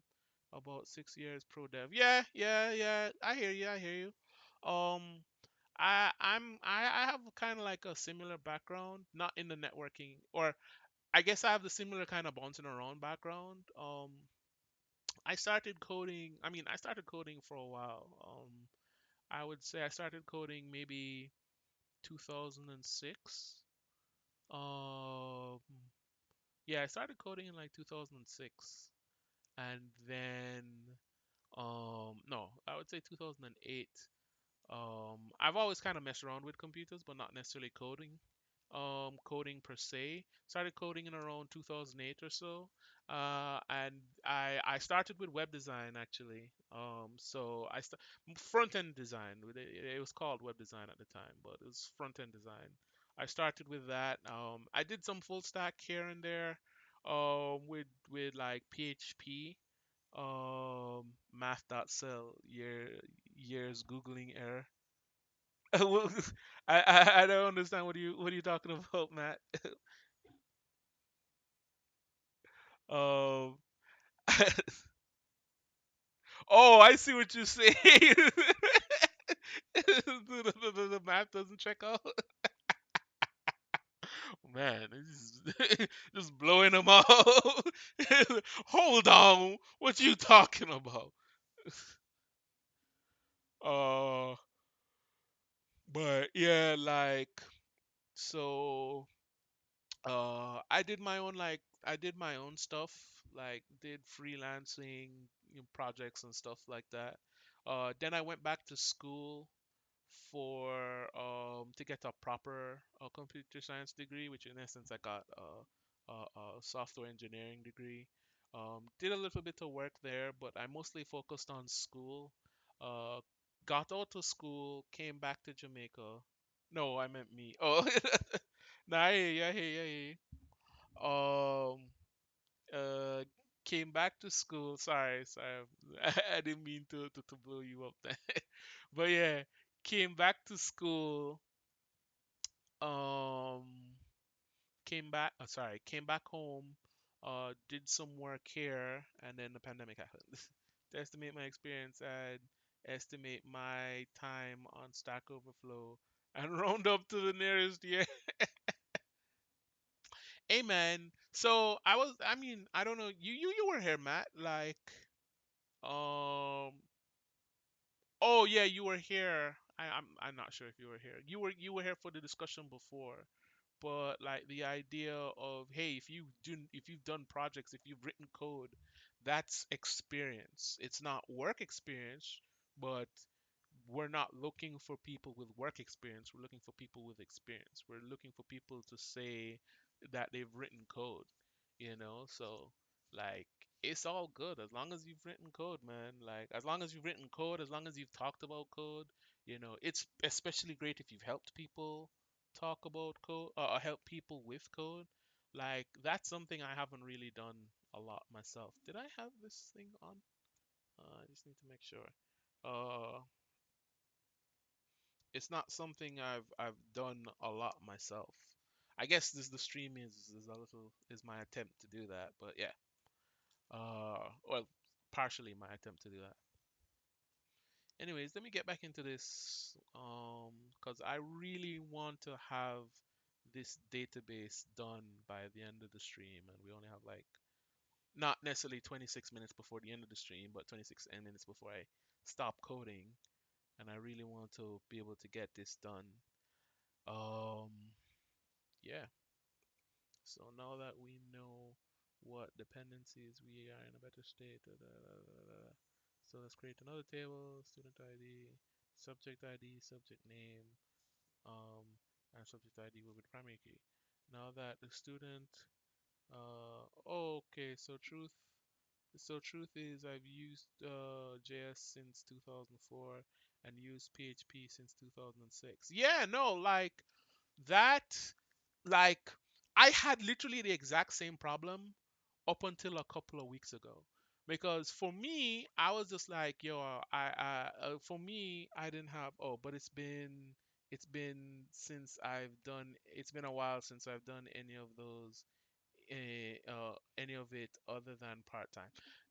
Dude, it doesn't matter if you did it part time, like if you did it part time, if you did it as a part of freelance, you've had that experience. Now, you saying that you started in 2006 doesn't necessarily mean you have 14 or 15 years of experience, but it definitely means that, like, if you've coded, if you've done any form of work from 2006 to say 2010, you do have 4 years of experience, you know, or you have as many years of experience. So, like, say for instance, say you did a project. The open source thing is me trying to sort of re-enter the ecosystem. No, I hear you. I absolutely hear you. It's like you're getting into what you call it. You're getting. I should talk about that, but I'm not going to. I already chose a topic, but you're trying to get back into the ecosystem, and you're trying to do that with like people who are super friendly. No, I completely get it, man. I completely get it. Like, I I haven't really talked to newer people about this, but I always suggest that whenever you're trying to get back into coding or get into coding, at all, the first thing I would say people do is to find a group of people that you can work with. Not necessarily work with, but who will support you. They don't necessarily have to do the coding with you. They don't necessarily have to learn with you, but definitely people that you can say, yo, I learned how to assign data to data types, or, well, I, I clearly am not a programmer, but I learned how to create variables. I learned how to write functions. I wrote my first real elaborate function today. I learned how I did this and that, and it's just those people supporting you. First step, learn Git. Finding people gets easier when you can use GitHub well. Yes, yes, I agree. Like, some people would disagree, like, but I definitely would agree with whatever promotes your ability to involve yourself in the community. So in this case, I would say yes, learn Git, especially since learning Git to be you're like learning Git, being overly proficient in Git is not necessary. Just being able to make a branch and so on and so forth. You don't even need to know how to deal with merge conflicts, but being able to make a branch, to make a repository, make a branch, commit code and upload code to GitHub is is like all you really need starting out. There's like a whole bunch of philosophy behind Git, about using Git and just using version control in general, but as long as you can just commit code, like, it doesn't even like commit, yeah, just commit code. You don't even necessarily have to be able to commit code with a message. Like, it'd be preferable that you can, and it's like one extra step, but being able to commit code, and that just makes it so much easier to be social as a developer. Like, the things that we didn't have. Well, I don't want to say we didn't have. I don't want to pretend. Like, it's so much easier to do version control nowadays. Version control was much harder back in the day. Like, it took me a while to really learn version control, or to learn all version control. And like it took me even longer to know that there's a culture of people around version control. Like you could literally make friends by just going into people's repos and being like, hey, this looks cool, or hey, this so on and so forth. Just contributing to open source. Contributing to open source is a strong networking tool, you know. As I talked about networking a little bit ago. But yeah, like I completely agree. Just knowing Git, you know what I mean? Like, I wouldn't say no Git before you know your first programming language or before you know the basics of your first programming language. But knowing Git is such a powerful tool. Like, shit, you will see it. You will look at job descriptions and it will say know Git. Like, literally, that's the only statement. Like, I mean, if people have to say it in job descriptions, it's clearly important. Anyways, let me go through this. Oh, thank God. Please tell me you're going to explain to me what the candidate key is. uh, um, partial dependency. But it's not true all the time. Da, da, da, da, da. We have this. We have a student table with student information, and another table subject for storing information. Let's create another table score to store the marks obtained by. This is getting a little bit elaborate.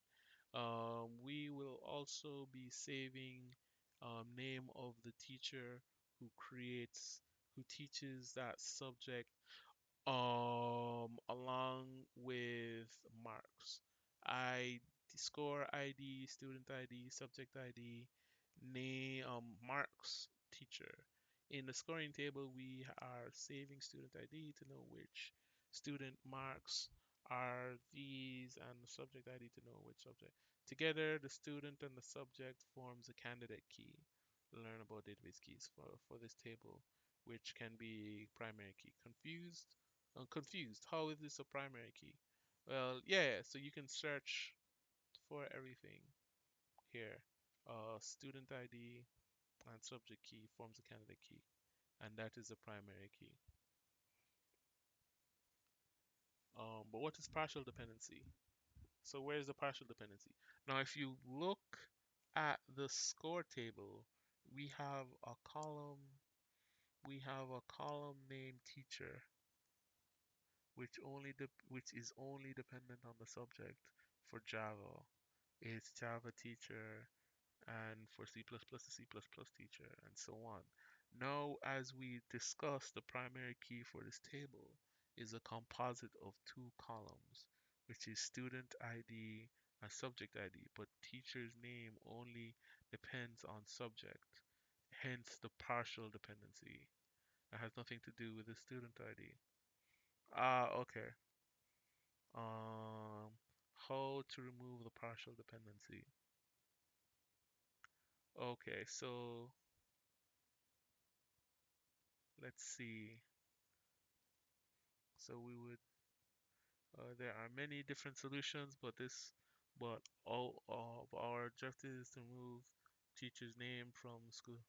The simple is to remove column teacher from score table and add it to the subject table. Hence the subject table will be dot dot dot and then that. Quick recap. Okay, cool. So partial dependency is that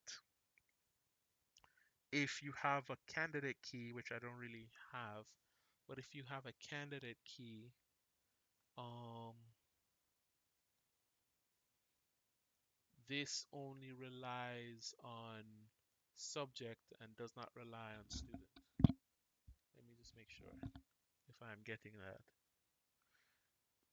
So now if you look at that, column T, which is only dependent, and we discuss the primary key is the composite, is only dependent on, yeah, so I would say my thing is also in the second normal form.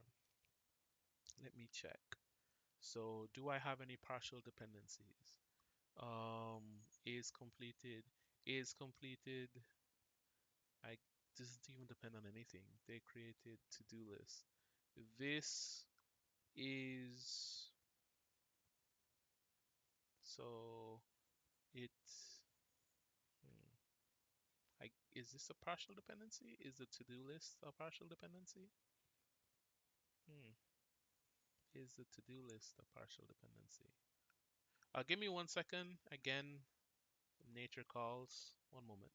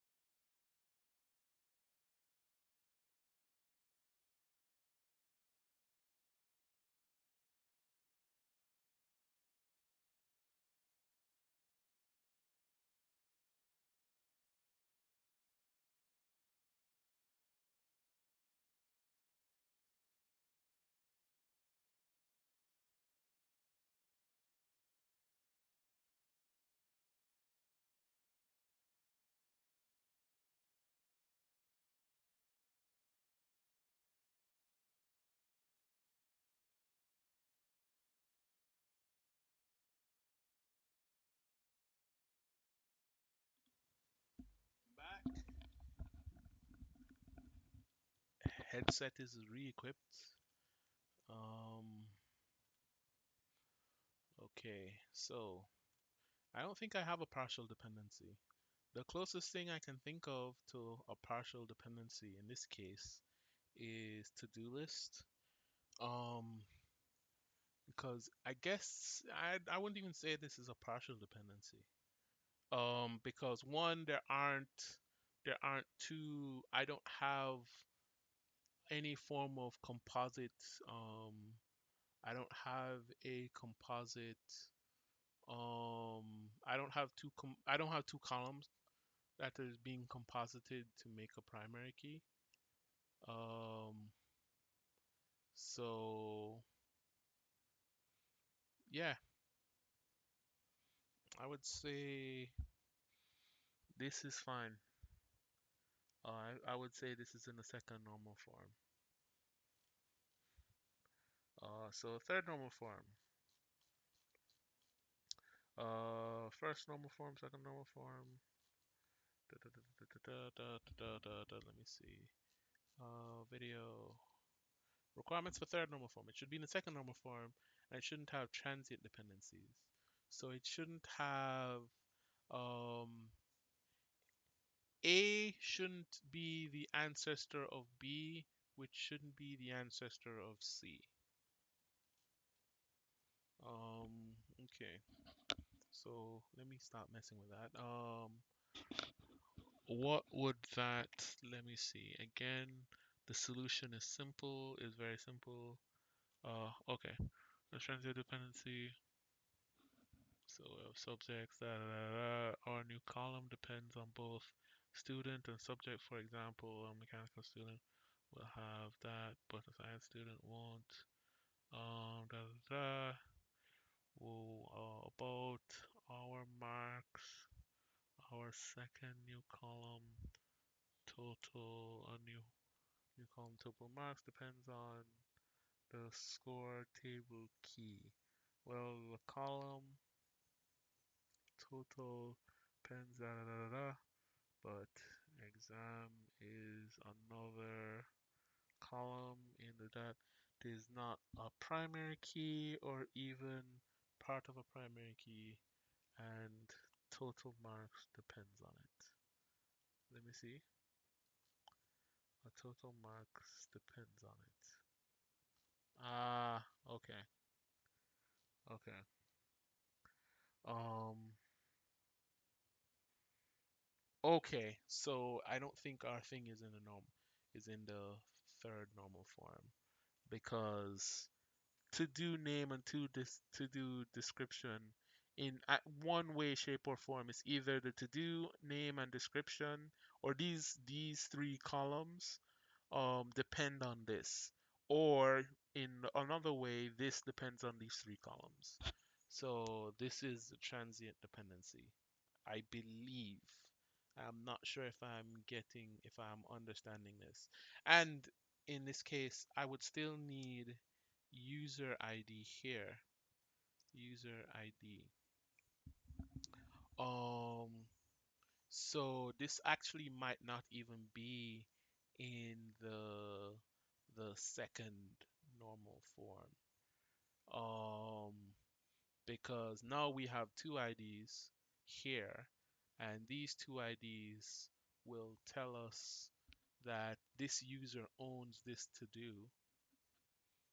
Um, it will tell us that this user owns this to do. In fact, we don't even have a mechanism to say who owns the to-do list. All right, regardless, I think. All right, so this is the original. So by the way, more or less, what this is telling me, or what this is making me want to do, is the original idea that I had was to have a. So we'll start with um. So let's see with um schema one, uh schema two. So the original idea was, let's start with user table, mainly because the flow would start with that. So user ID, user name, user pass, and date created. Cool beans. Then we would start with to do to-do lists. So to-do list table.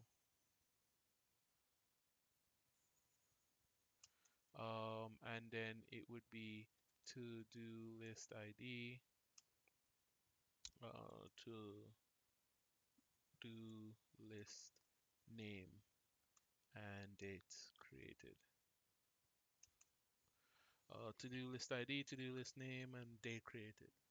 Um, and then we would have to do table, and what I wanted to do was to create a table for each to-do list so that it would be easier to get rid of both of them. Um, oh, this actually doesn't have any reference to uh, so user to do reference table. There's no reference. So to do list ID user ID. I think that would work. To do list ID user ID.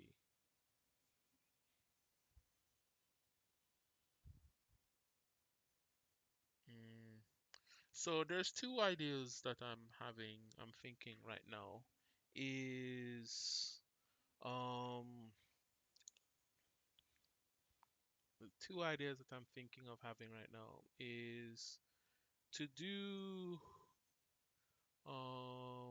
so we have the user table, we have the to-do table, and then we have a way to to reference to-dos to user table to user IDs. Um, we can have one to-do list, and then we can make a reference table that we constantly change, but that makes deletion hard. which is something that I want to avoid. So I'm going to do what my original idea was, which is to do table based on depends depends on list. So it would be the to do ID, to do name, to do desk, and date created. Date created. Um, how would we reference this to the to do? Um,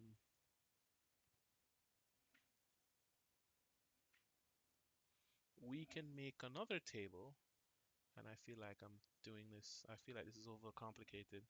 We can make another table to do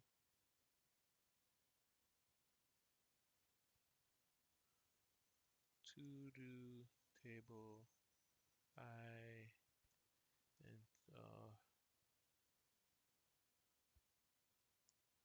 yeah, I feel like this is overcomplicated.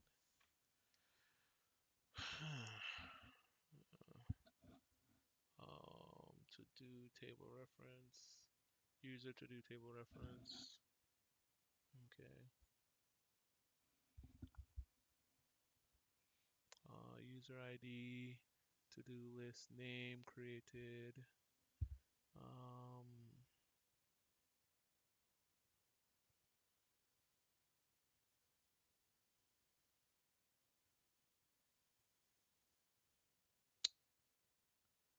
uh, yeah, actually, I don't think we even need this table.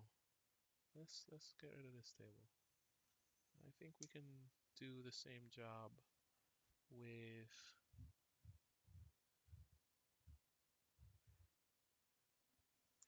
with user ID here.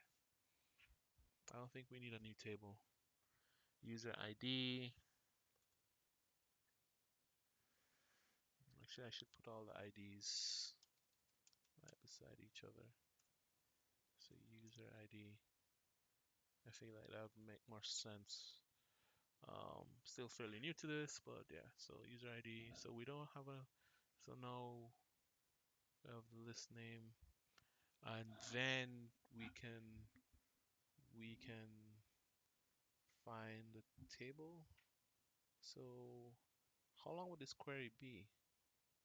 So we would need to do the to do ID. We would need to do ID, and then we would need the table name.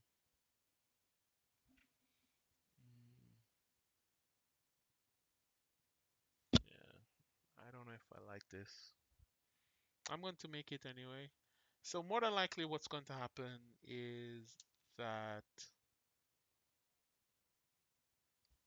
to do reference table, to do reference table. What's more than likely going to happen? Kim Kardashian needs a good ass back end. What the fuck? Yo, what is wrong? Yo, that was so random. Um, yeah, yeah. Let's not do that. Please don't do that again. Thank you. And so I almost want to time that out. Oh man, no, no, don't do that. That's not cool.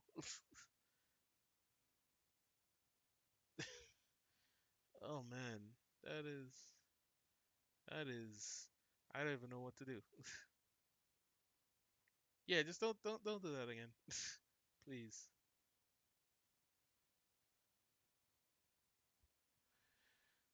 That messed me up. All right, reference table. So to do so reference ID to do um to do list ID and then to do table name. I think this is it. I think this is it. I think this is it. I notice username and immediately question that you follow that for and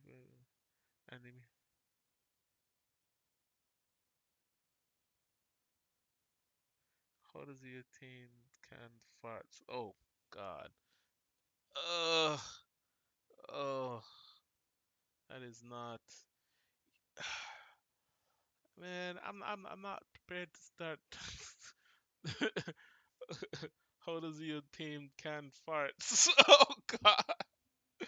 Oh man, that is that is. Oh my, yeah, I'm gonna keep my stream PG by not thinking about that. Oh God. Oh man. Anyways, yo, I just need to change the subject. This is awkward. Help. Oh wow, it's almost done. So I think more than likely what will happen is more than likely what will happen is that I will just make this off what you call it. Oh, there it goes. I will just make this off stream so that we don't have I don't know. I mean, making this shouldn't be hard. It's coming up with the schema is the hardest part. Actually, no, I still have to check. You're going through relational DBs now. Any plans on other DBs? Yes. So, the whole thing is kind of just exploring backend engineering. Um, so the relational DB that I'm working with right now is MySQL, right? I do plan on going to NoSQL databases, which specifically MongoDB, just because the MERN stack. Yeah, it's MERN. It would be the MERN. It would be the MERN stack. Um, but I am more concerned with the concepts, so I am just working with what I know right now. Um, So technically, it's the mine stack, the mine. So I guess the stack I'm working with is mine. MySQL, Express, React, and Node. Um, but yeah. So eventually, I'll end up with other databases as I continue learning. Like the idea really in my head, the idea is learning API design, but at least when I initially kind of uh decided to try this stuff out was just API design. That was just kind of like my narrow view of what backend engineering is, but um that's not really the case. So I don't know. But yes, that's the long answer is yeah. Document databases are where it's at right now, a la Mongo, because the cloud ones from GCP, AWS, and Azure are the same sort of JSON-esque document structure. Yeah, absolutely, absolutely. Especially since the amount of like the way you can push data in and out of it. Um, the way you can push data in and out of it is really easy. Hmm, I guess I just chose relational databases because it was a technology that I knew. But yeah, it's like I do want to get into that. I want to get into a lot of the cloud stuff eventually. So like I don't know if I showed you or I mentioned it. I don't know if you were here when I mentioned it. So like eventually I want to deploy this on on on AWS. Yeah, eventually I want to deploy this on AWS, and eventually I just want to be able to start working with cloud with just cloud services. Um, but I also want to kind of have like my fundamentals down first before I get into that, because I could literally jump into it right now, but I don't know if it would. I think I would be kind of banging my head against the wall more than anything else. So I just kind of want to get my fundamentals down first. You know, even though really and truly I probably should have started with MongoDB in that case. But yeah, that's the idea. Um yeah, yeah, that's it. That's it. Anyways, so my phone went off again, which means that it is break time, which means that coding time has ended. So what I will do is I will stretch for a bit, and then we can have a conversation. I want to have a discussion about burnout. Because it was just something that was on my mind today before I got on stream. And yeah, so that's what is it? Oh, Matt. Lunch break. Man, I'm actually kind of looking forward to eating. I'm pretty hungry, to be quite honest with you. Like I'm almost tempted to end the stream to get food. Like usually I would actually get food around this time, but I'm streaming, so I can't get food. So I just have to wait another hour.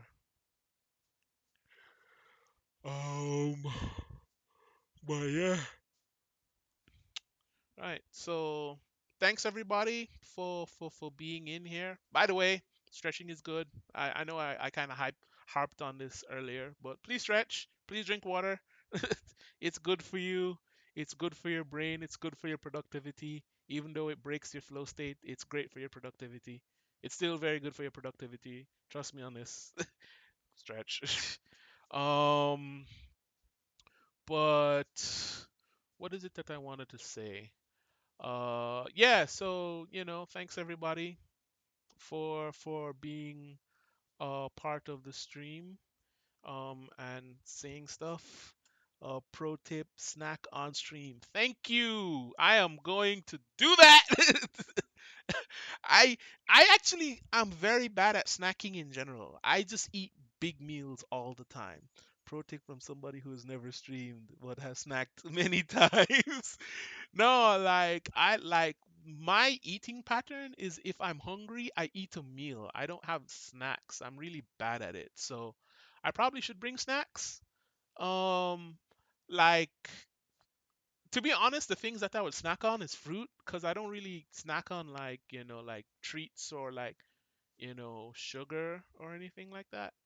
But yeah, snacks. Snacks. Um but yeah, like thanks so much for being a part of the stream. Please follow. I'd really appreciate the follow. Really appreciate seeing you guys again. Um, I also have a YouTube channel, same name, ChadRStewart on YouTube, uh, where the VODs go and like videos on kind of ideas that I have go. Um, and yeah, would also appreciate you subscribing to the YouTube channel there as well. But yeah, I'm just kind of moving about now. Like you can't see me because it would just be my stomach moving back and forth. But I'm just kind of moving about, just making sure that I am not stationary for extended periods of time. You know, like really and truly, you should be like kind of stretching, but I am attached to this cable and I don't want to leave you guys alone. So I am just kind of moving about in front of my machine. Grapes don't get your hands messy. Yeah, like the thing is grapes are expensive here, I think. Because I remember buying a pack of grapes, and I was just like, what the hell? Why is it so expensive? I mean, so Jamaica, this is Jamaica. Things are weird. Um, I think I like, there's some fruits. Like, if I buy oranges, oranges don't cost that much. And so I can buy a bunch of oranges. But there's like, no, it's not grapes, it was strawberries. Like, because we have to import strawberries, I guess. and that's the reason why they're so expensive. I think we might have to import grapes as well, but there's some fruits that are expensive. Like we can buy pineapple, and it's not as messy, but it's not like you can't just kind of keep it there. I guess you can, especially for the length of the stream, but I don't know. Plus he could be dramatic and lower it into your mouth. I could be dramatic. Nah, I don't think I'm doing that.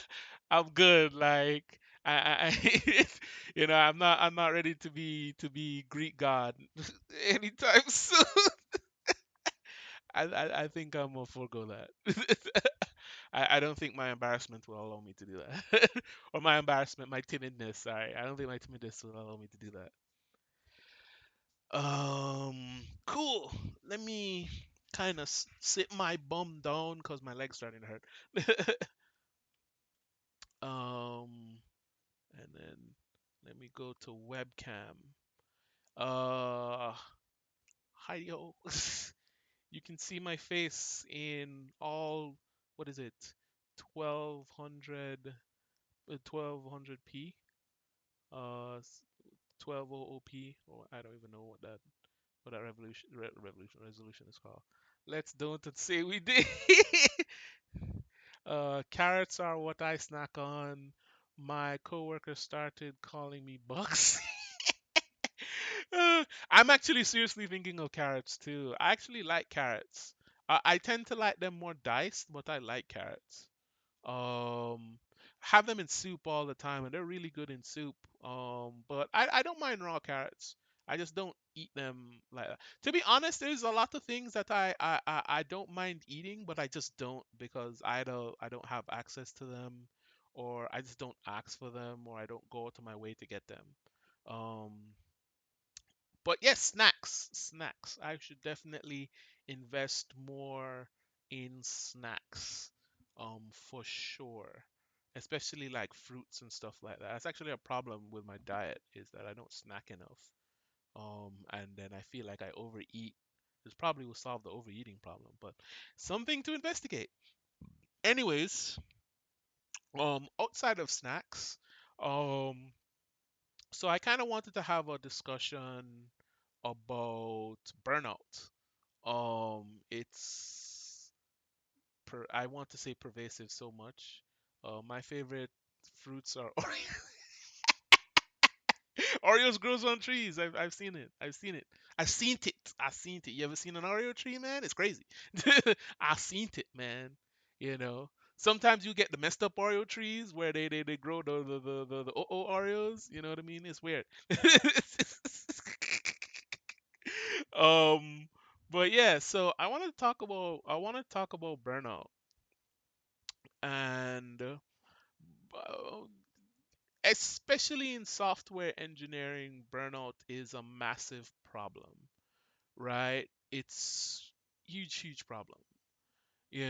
Like I don't know how else to describe it. It's bad. Like a lot of times people will enter a job and like in a couple of months sometimes like they'll just be like I can't do this anymore. And a lot of the times when you burn out, like you get to a point where you can't do the thing for months. It's hard for me to describe. It's like a mental state, and I don't want to pretend that I am a psychologist or like I do that kind of work.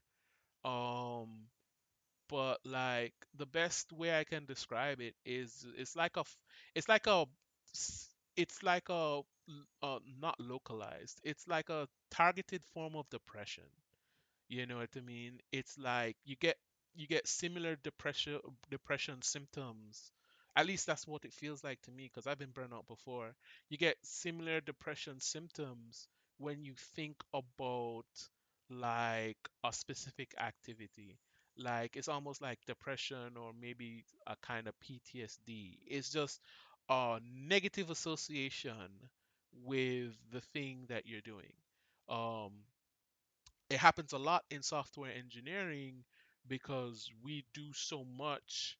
Um, like from my understanding, the career, and I won't say software engineering. I don't want to say software engineering specifically, but more tech in general. So like for instance, Marble Wraith, as I don't even know what you well, I know you said as a network he does network engineering, but like as a network engineer, you can still get burnt out because like you may potentially be on call all the time, or you're just, you're being stressed because you need to what, let me not go into that to prove how silly I am. But the thing is that we're relied on a lot, either to deliver work or to maintain some level of, like, this is for like SREs, like site reliability engineers, um to like maintain our system, make sure the system is up, and all manner of things, like sorry, random thing. All manner of reasons why we would eventually get burnt out is like there's a lot of stress in the industry in general for all manner of jobs. And so I wanted to talk about, by the way, I'm not pretending that I'm an expert on this. This is just kind of like my some ideas that I have. I wanted to talk about ways of, I just want to talk about burnout in general. So there are kind of like two things. There is avoiding burnout, and then there is coping with burnout once you've gotten it. To be quite frank, I don't know too much. I don't have a lot of strategies on coping with it, um, outside of just let it pass you know you definitely don't want to kind of, I don't want to say you don't want to, you may be able to kind of force your way back into things, but all of these things are also highly subjective. It depends a lot on you as a person, as opposed to like it's not systematic. It depends on you. you know People react to burnout differently. It looks uh oh yeah. Yeah, people like to react to burnout different. Man saw the message about bugs, but yeah, people react to burnout differently. um but like a lot of my strategies are really about avoiding burnout in the first place. And the reason why I think that's one of the better options as opposed to burning out and then coping with it is that a lot of the times, at least for me, how I feel, what I feel about burnout is a lot of the times burnout is the problem of doing so much and not having a cycle of recovery. So like I think of burnout as a very physical thing, but yeah, I think of burnout as a more physical like condition on your body. So like when I think of burnout, I think of delayed muscle soreness, a phenomenon thing. Thank you, phenomenon. Thank you very much, phenomenon. I think of it as um like if you've worked out before and you've worked out and you've gotten pain like 2 days later, that's called delayed muscle soreness, right? And in essence, I don't know exactly the biomechanics of delayed muscle soreness, but for the most part, you're not using that muscle. Like, you don't want to work through it. It's trying to repair itself, and it's more or less telling you that this muscle has been damaged to enough of a degree that you shouldn't be using it. And I work out. I've gotten that pain before. To be honest, a lot of the times when you get that pain is when you first start working out, when you kind of think that you can do more than you can, and then all of a sudden 2 days later your body's like, like I've gotten it where I did upper body, like I did back and just arms and all that type of stuff. and like 2 days later, like I couldn't move my arms. Like I can't lift my arms or anything. So, but I view burnout in the same way. I aim for that, but I also try to let it rest when I feel that pain. Yeah, so like there's some people who I'm gonna try and avoid being this being the gym the workout stream, but yeah, like some people will work until they feel that pain. It's kind of like the idea of pain, no gain. There are two kind of camps of thought on that. But anyways, the point I'm making is I associate burnout with a similar situation. So me, I am not a part of the no pain, no gain camp.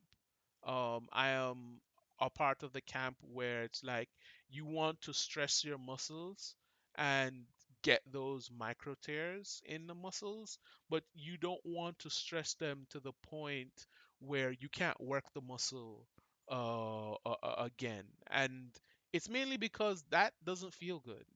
Being in that pain doesn't feel good. And so you want to structure your workout routine in a way, at least for me, how I structure my workout routine is in a way where I get to that point where I am causing that discomfort in my muscles. I'm causing those micro tears, but I don't cause enough that one cycle of sleep or recovery, you know, like eating a protein rich diet, um, getting plenty of sleep, by the next day, at the very least, my muscles are fairly recovered. And so that's the kind of same strategy that I would suggest people do for avoiding burnout in a tech field. In essence, pick a time period. The shorter the better, in my opinion.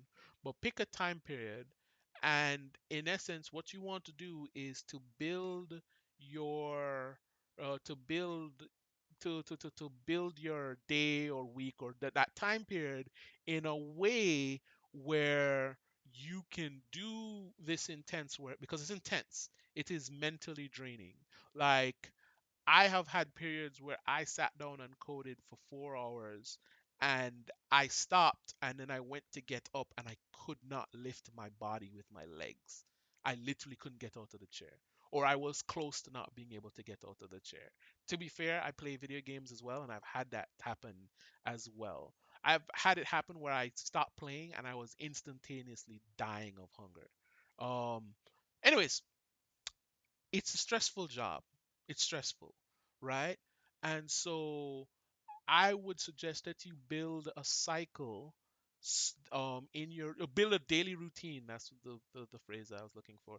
Build a routine that allows you to do this intense work while recovering.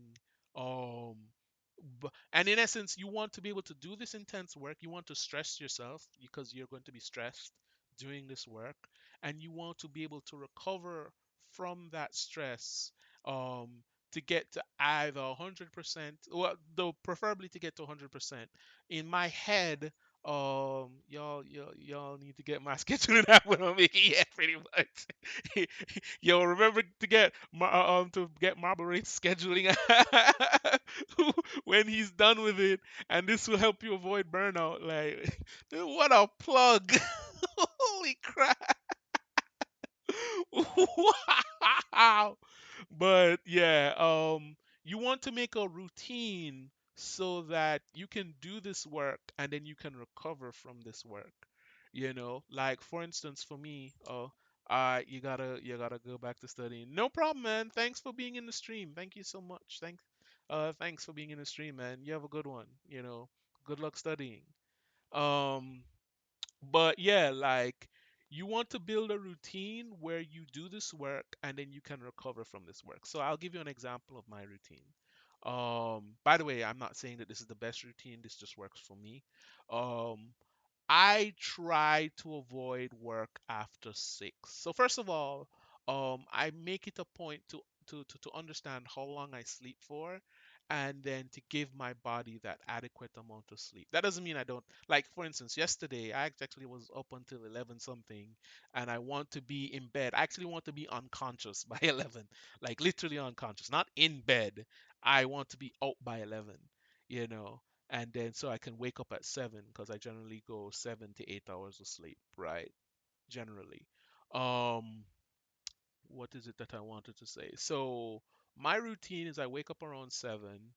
I kind of meander. I just kind of, let me not use words that I don't understand. I kind of mess around for a bit, um, until at least I might wake up a little bit before 7, but I mess around a bit. Then I try to exercise a little bit. My exercise routine is mostly on problems that I'm having. So like I have problems with my knees. So I this morning I worked on I did a routine to help strengthen my knees, right? Have breakfast, do whatever thing to for the day. What you call it? Do whatever stuff to prepare for the day, and then I stream at 9. And uh, so after stream, I will go get something to eat. And then I have a few other errands. Well, not errands. I have a few other things that I want to do. Piddle is the word I use. Awful piddle. I'm gonna look that up to see what, because I don't know what, I kind of have an idea what piddle is, but I don't know what that is. Piddle. Uh, but what you call it? I'll go get something to eat, and then I'll go sort out some like secondary tasks, right? So like, for instance, I need to figure out how I'm going to get the monitor, so I'm gonna go, probably gonna go try sort that out, and then I will exercise around 3, and then any other things that I have for the rest of the day, like for instance, I'm a part of this job searching group. I will do that around 5. Um, and then by 6, I'm hoping by 6 o'clock I've kind of gotten everything that I wanted to do out of the way by 6. And after 6 o'clock, I don't do any work. No more work. Zero work. Right? And so my routine revolves around the idea that at the very least, if not every day, every week, I can be stressed doing this work, uh and I can recover by the end of the day. And if I am not able to recover by the end of the day, I can recover by the end of the week, right? And that's the idea. You want to build a routine that will allow you to be able to recover by the end of the week. And having a routine does has a lot of benefits. Um, if you have a routine, like there there's an idea of that you have a limited amount of what you call it. You have a limited amount of energy, brain power throughout the day. I'm probably not referring to it correctly, but a limited amount of brain power throughout the day, and you don't want to use up that brain power making specific decisions on like what should I have to eat. You want to have that decision ready to go, and having a routine allows you to not use up that energy on things that are willpower. Yes, thank you. Willpower, brain power, willpower. Yes. um that allows you not to use up that energy on more mundane choices. Like I generally wear the same things all the time. You know what I mean? I generally do the same things all the time. And that means I'm not using up willpower to make those decisions, where so now you have that energy to make to actually use to make decisions on your job, right? And so I I I very much am attached to my routine, right? And I've structured my routine that I can stress myself and recover, and I'm using the word recover for a specific reason. I can stress myself and recover over the time period of potentially a day. Every day I can do this. If nothing else, every week I can do this, right? And it allows me to avoid burnout. I'm not saying that like it depends on you, and like there will be things that happens, like for instance, there may be a family emergency, and then now you have to focus on that. Or maybe there will be just like an emergency in your household, or things will come up, but generally you should be that routine should should bring you back to 100% over the time period that you choose. And like I said, the shorter the time period, the better. And in my mind, like I obviously don't have any evidence of this, but in my mind, if you cannot get to 100%, you get to like say for instance, you stressed yourself and then you try to sleep or you try to recover and you don't get back to 100%, you get to 99%, like over a period of time, you will just keep doing that until you don't have enough energy to get out of bed and effectively you've burnt out, right? Like, no, obviously it's not like that. It's not like it's not a video game, that you don't have a burnout bar. You know what I mean? I'm about to have to do some work on on a roof. I'm definitely gonna need to recover after that. Exactly. Like you always want to like if you do any work, you have to give yourself time to to to rest. You know, you have to give yourself time to just like decompress, and it's specifically decompress, you know what I mean? Like that's the reason why I say like after 6 I don't even think about work. It's not my problem, you know what I mean? Obviously because I'm not working, I don't have on call. I can say that some people can't, but you know that's the idea is you know after a period of time you have to protect your time. That's what people say. And so like it's really important to be able to decompress after work. If you can't decompress, you know eventually all of that stress catches up to you. Like for instance, getting enough sleep. A lot of people don't get enough sleep, you know what I mean? And it's kind of weird because it's like you do have like people who are at their best at night. They have some people who are best in the morning. Like the reason why I'm streaming is because I hate doing things at night. Like I feel like I can do them. I can do like high level activities in at night, but I can't sustain it for very long. You know what I mean? Excuse me, I'm just getting a bottle of water. I can't sustain it for very long, so I don't like doing it, you know. And all of this kind of comes down to you personally. It kind of comes down to your body, you know, understand because it's a very physiological thing. Burnout is very physical. Like it's a very physical thing, you know.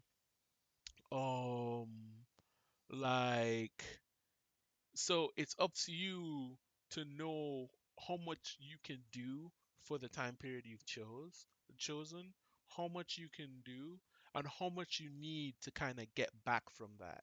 You know what I mean? Also, along these lines, um, decompression is really important. Like what you use to decompress. Like people will make fun of you, like especially like the hustle crowd, you know, is just like, oh, you need to hustle, hustle, hustle. You need to you're not when people are watching TV, you're working. You know what I mean? It's like that's all good, except there's just going to be a point where you can't do that anymore. Like you do that to get to a point where you don't have to do that, where you can where you can where you can generate the same value without putting in that much effort. That's the reason why you do all of that up front. You know what I mean?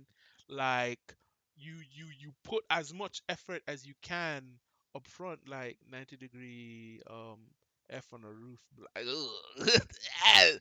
Add sounds. Just make sure you don't fall off the damn roof. I've known people who fell off roofs, and yeah, that's not a good thing. They're messed up now. But yeah, like you do all of that, that is not sustainable.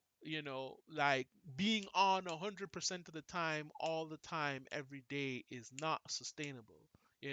Especially as you get older. As you're younger, there's a lot of silly things you can do, and you will recover from it. But the older you get, is the more you have to be aware of the things that your body can and cannot do. You know what I mean? So like it's hard, you know what I mean?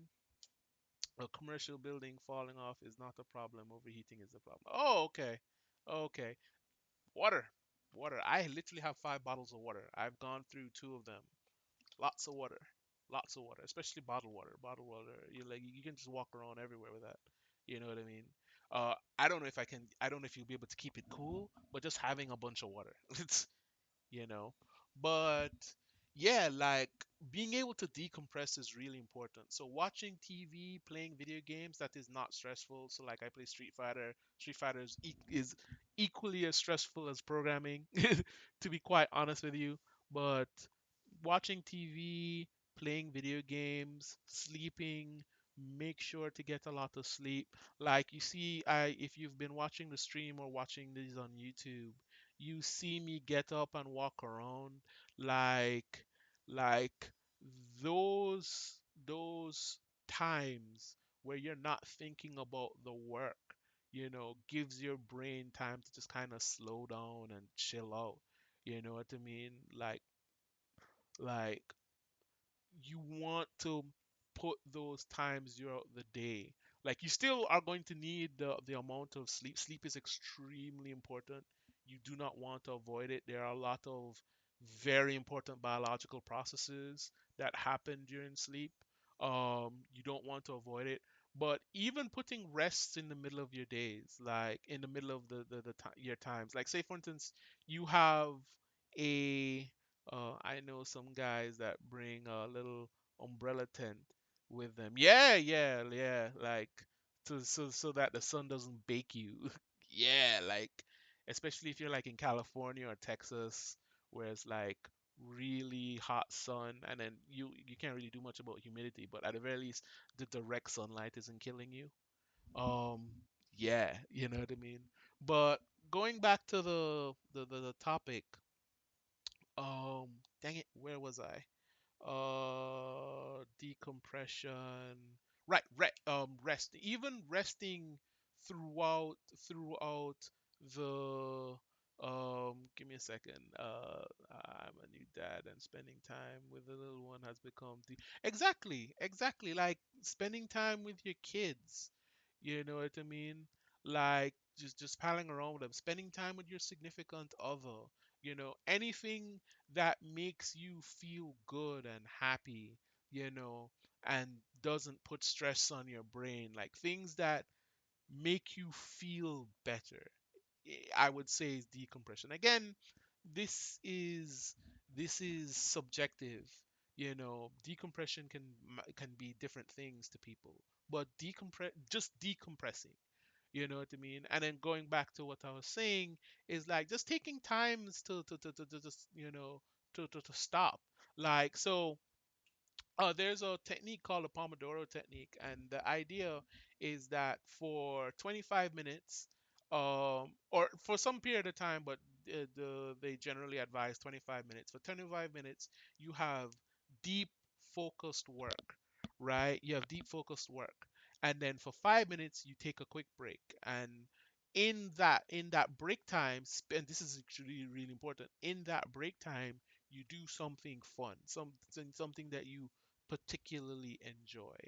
And then um you do that up to 4 times. So that's a 30-minute routine, right? So it's 25 minutes of focused work, 5 minutes of break, and then you do that 4 times. After the fourth time, you take an hour break, and then you do that again. And usually by that point, you like they kind of suggest they're called pomodoros. Pomodoro is Spanish, yes, Spanish for tomato. um that's the whole story, but yeah, they're pomodoros, right? And that helps you, one, it helps you, like if it's a particularly large task, it helps you get into get into that task, because it's like, oh, I had this task is going to take me forever. This task is going to take me 4 hours. Where as opposed to all I have to think about is getting through this time 25-minute period. You know what I mean? But like just the rest period, between tasks, just 5 minutes, like you can there's so many positive physiological benefits to it. I don't want to get too much into it because I don't want to be like, oh, this is this is my wheelhouse type deal, but it's so many benefits to that. So let me read this. Burnout is an inversion ratio to the amount of stress put on a person, which means if a business environment is stressful for whatever reason, not enough manpower, poor estimations, shitty tooling, bad client, an inversion ratio. Um, so you're saying then it's the it's the amount of could you elaborate a little bit more on that? I'll continue with my point, but could you elaborate a little bit more on that? That seems really interesting. I really like that idea actually. Um, to be more, I guess, technical in a sense. Yeah, could you elaborate a little bit more on that? Um, but yeah, like just those rest times, man. Just those rest times. Just if nothing else, I think the best way to combat burnout is giving yourself time to recover from the stress that you're putting yourself under, and then doing good things to recover. Doing things that are not actually stressful. Like if you have to veg out in front of the TV, do it. You know what I mean? Like, but just giving yourself that room to recover is, my opinion, extremely important. Um, yeah, yeah, that's about it. Like, there's also what do you do when you're burnt out? That's so much harder. That's the reason why I try to avoid it as much as I can, because like it manifests itself in so many different ways. Like there are people I've heard who, like, and this is specifically in tech, who were coding and they burnt out and they couldn't look at code for like 2 years, like flat out 2 years. They were just like, no, I'm not doing it. I'm not doing it at all. You know, like like it's hard. It's hard. Some people can get burnt out, and some people can get burnt out, and that's it for them. You know what I mean? Like they're just like, nope, I'm done. I'm out. Peace. You know what I mean? That's it. Like it's difficult. It's difficult. You know. Also, obviously, there's also the idea of reducing the stress of your job. Generally, you can do that, like, and it's easier in software engineering because a lot of the times we move to automate a process. We move to automate processes so that we just don't have to do them, so we have time to do other things. And that's just kind of like the general cycle of software engineering, is that we come up with a new process, to do something, and then we try to figure out how to make it in such a way that we don't physically actually have to do it. You know what I mean? Automation, right? And it's just significantly easier with software, so we kind of just get to that. We kind of just naturally move to that point. Um, so if you can reduce the stress of your job in any way by, again, like automating away some of the things that you did. I was talking to Aaron yesterday about that, how he automated away some parts of his job when he was at a call center. Granted, that was his kind of entry into software engineering, but like you just want to Like you want to reduce stress, if nothing else, you want to reduce stress and and and have enough recovery so that you can get to 100%. And I guess that's the balancing act, right? By the way, you don't have to do this all the time. Like I would say you want to get to a point where you're doing that um over some chosen time period, like again, a week, a month might be a little bit long, but definitely a week. Maybe not. A fortnight might be getting a little long too, but like a week or a day, those are really good. Like basic ideas, you know. Um, and maybe sometimes you still do need to take those vacations, you know what I mean? Like that kind of change of pace type deal. But at the very least, I feel like that is a really good place to start. Um, ultimately, all of this kind of comes down. Ultimately, all of this kind of comes down to you and understanding yourself, understanding what you can do, what you can't do. Like there can be people who work for 60 hours, who work 60-hour weeks, and they can do that all the time. You know, like it really depends on the person, because some people are invigorated. It's kind of like extroversion and introversion, right? There's some people are get energy from being by themselves. Some people get energy from being around other people. There's some people who get energy. I don't want to say get energy, but there's people who are invigorated by coding. They just love coding. That's their break, you know. And then there's some people who that's stressful for them. You know what I mean? So like it really just depends. It depends on you. So it's really about knowing yourself, but just being mindful of that allows you to helps you avoid burnout. Let me see. The more stress you have, the higher risk of burnout, and the less productive you are. Yeah, so it's like stress, yeah, it's a ratio of stress to burnout, right? The less stress you have, the less the risk of burnout and the more productive you are. It's an inversion ratio. Um, yes, I'm not exactly sure what an inversion ratio is. I know what a ratio is, but I don't know what an inversion ratio is. Oh, wait. Yeah, I'm going to say I don't know what an inversion ratio is.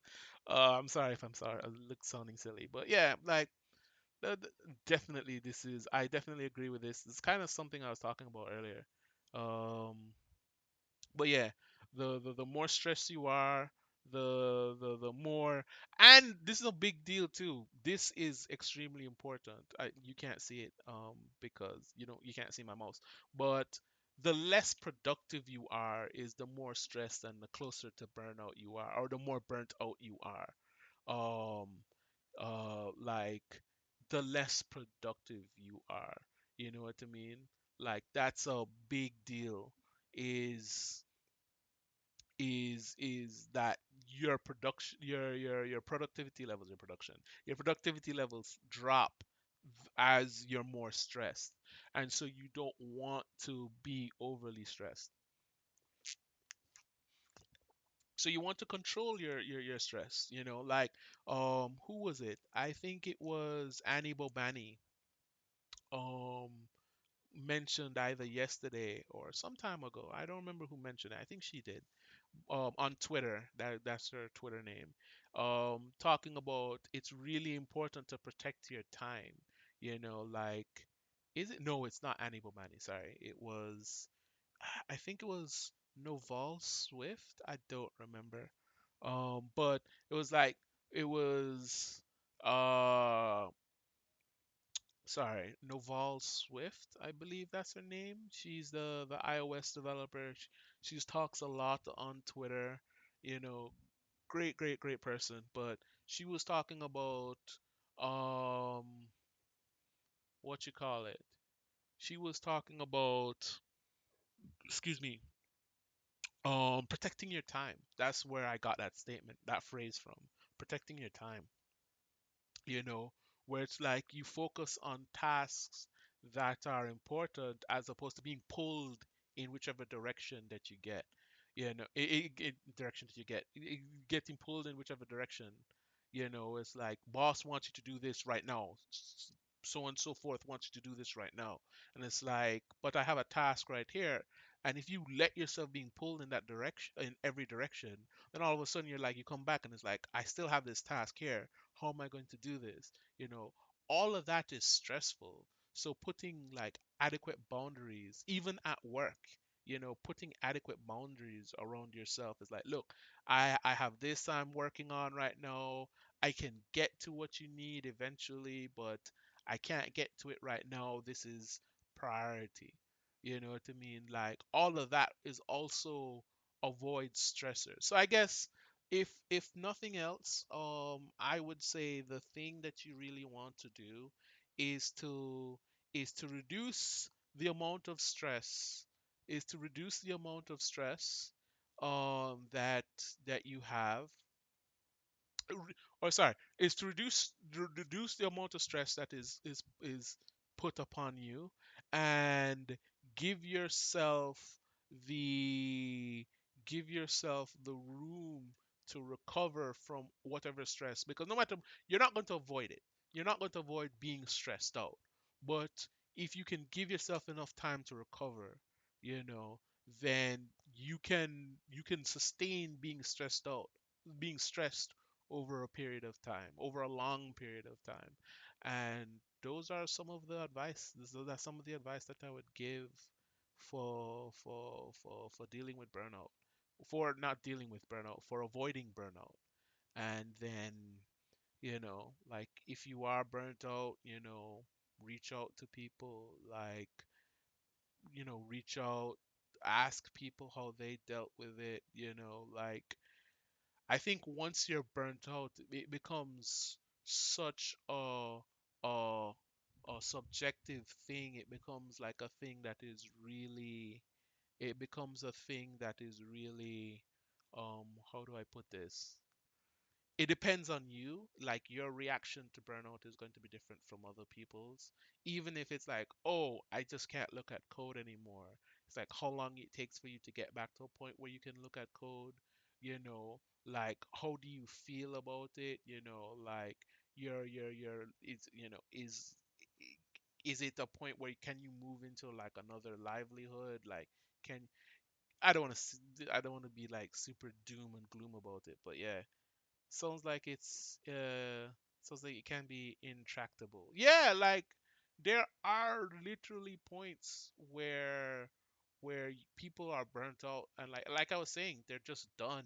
That's it. That's it. They're done. They're like, screw coding. I'm gonna go fish. I'm gonna go farm. You know what I mean? Like you just generally you just don't want to put yourself in that position. You know, it's like you just don't want to put yourself in that position.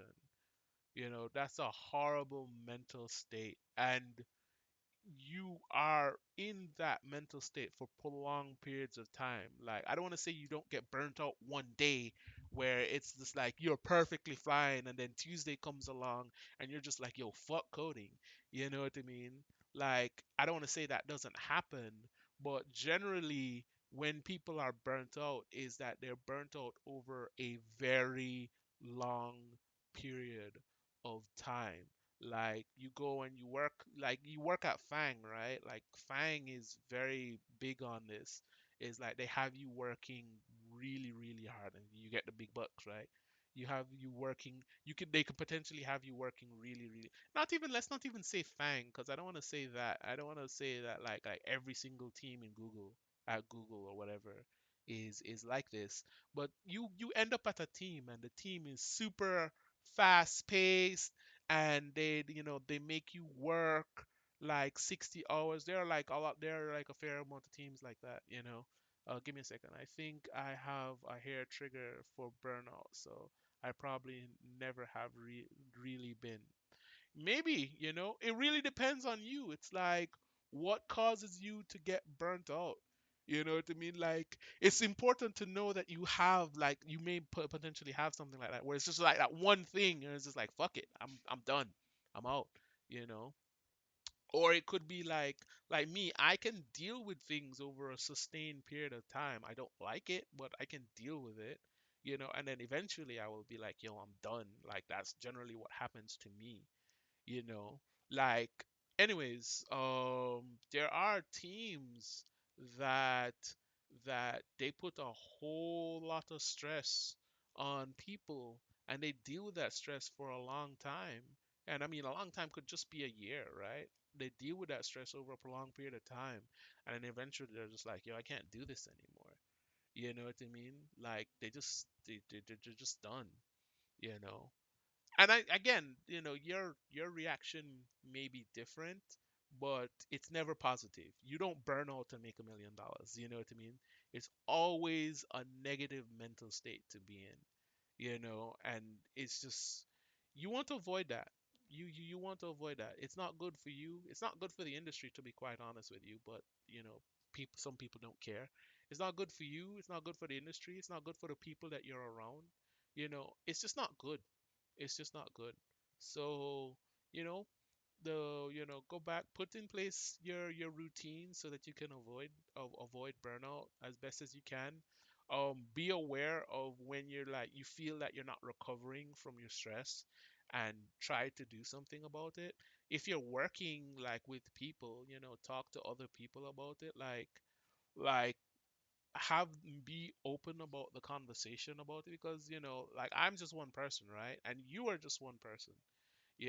Like having that conversation is important. This is like something that people have been dealing with for years, decades, in this field. Because like burnout, I don't want to say burnout doesn't exist in other professions, but like I don't know. I hope these tips help. You know, I really hope these tips help. If nothing else, I hope these tips kind of help kind of push the conversation a little bit further, because this is not a simple problem. Like mental health is a big deal. It's a problem in our industry. Like it's a problem just in general in the working world. Like just having poor mental health and just not having the infrastructure as an individual to care for your own mental health. So whatever we can to ensure that we are caring for our mental health and we are treating ourselves with respect. Aaron calls it self-care. Well, not Aaron, but practicing self-care. Really, really important. It helps you avoid, like, especially later on in life, like just a lot of potential health problems and mental problems, and like it just keeps you in a good place. You want to try to keep yourself in a good place for as long as you can, because sometimes it's really hard. Like sometimes you don't want to be burnt out and then all of a sudden you have to deal with a death in the family. Like that's not a good place to be. Anyhow, so it's 12:22, so we're coming up on well, it doesn't even matter if it's 12:22. I feel like I've covered the the I feel like I've covered a fair amount. But it's coming up to the end of the stream. I'd like to thank everybody. I like to thank Matt for always being here and always giving some pointers. I really like to thank Marble Wraith. I don't know what your real name is, but I'd really like to thank Marble Wraith for coming into the stream and talking a little bit about the stuff that he's doing. Um, what would I say? Yeah, like when his app comes out, man. When his app comes out, you need to get on it. You need to get on his app. It's 5 o'clock somewhere. But um, what you call it? What is it I want to say? Thanks so much for. It's 3. Yeah, it's close to 5 o'clock there. Good God. Thank you, Marble Wraith, for being here so bloody early in the morning. like, like it's like 12 here. Good God, man. Like, thanks so much for being here. Um, but yeah, thank you so much for all the viewers. Thank you for all the followers. I need to get the follower notification set up so that I can actually actively say thank you to new followers. But thank you everybody, for the people on YouTube who potentially watching this on YouTube. Thank you for watching. Um, Let me talk a little bit about wow, taking a break from watering the exotic plants. Oh, wait, what?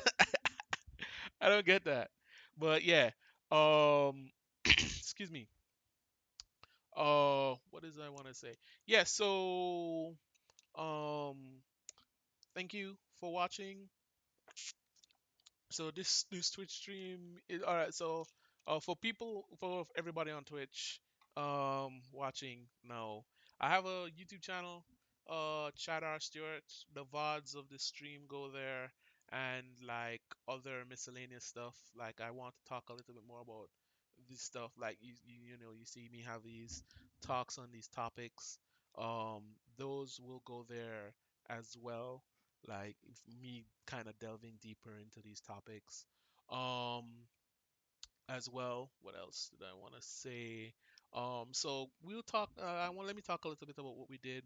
We just kind of go went over a little bit about normal database normalization, and I think we kind of finished the schema for the DB that we're going to make. So I'm going to make that DB offline, or I hope I'm going to, because I might forget. But I'm going to make that DB offline, and then the next stream, we are definitely going to get into writing node code. So we're going to start our API design stuff then. Actually, give me a second. Nah, I just keep weird hours. I like coding at night. It's quiet. Yeah, yeah, yeah. Like, I coded like I would wake up at 4 a.m. and mess. Actually, I woke up at like 3:30, and then kind of gave myself 30 minutes to wake up, and then I would work until 6, and then I would work until 6, get ready, and then go to work. And then, by the way, that's where I learned a lot about burnout, or at least that's where I experienced burnout. I did that for 3 months, and I literally got sick. Like there were points where I got sick, I had to go to the doctor because of how sick I got, and I was just like, never again. um, Right. So what is it that I wanted to say?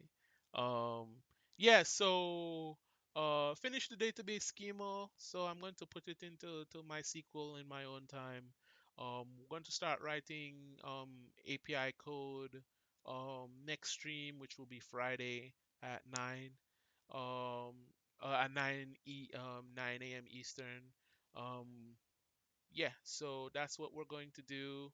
Um, I guess that's it. There's nothing else I can think of talking about. Well, I administrate a what you call it, a hashtag on. Thanks for the stream. One thing I understand is that for folks that keep hours like that, uh uh routines are even more important. Yes, yeah, especially with like, because when you're like, but you know what, I don't know, I don't want to say, because I know like at nighttime you just want to sleep and stuff like that, but yeah, routines are really important. I'll just say in general routines are important. I'm not going to say whether or not it's even more important, but yeah, yeah, yeah. What is it that I want to what else I want to say? Ghostbusters, that's what I want to say. Right, um, so we'll be writing API code next, and so we'll be doing that for a while, and we'll be just messing around with it. So, yeah, yeah. So that's really. Oh, right. Sorry, I was talking about. Later, man. I'm gonna get back to figuring out these scripts. No problem. I mean, the stream's about to end. Thank you for being in the stream and for talking, man, and talking about your app. Thank you so much. You know, later, later, later. But yeah. Oh yeah, I administrate what you call it, uh, hashtag on tech on what you call it, on Twitter. tech is hiring, if you're looking for a job, or if you have job opportunities you want to talk to, you want to share, um, make a tweet and tag hashtag tech is hiring. And if you're interested in any of those things, either looking for candidates or looking for job opportunities, go through the hashtag. There's a bot that is also called tech is hiring. There's a bot, and it retweets everything from tech is hiring, so you can use that as like a list as well. So yeah, that's about it. So again, thank you so much for watching, and I will see you guys in the next one. In the next. Okay, I'm not Marquise. I will see you guys later. You have a good one. Thanks. And now I will hit the stop streaming button.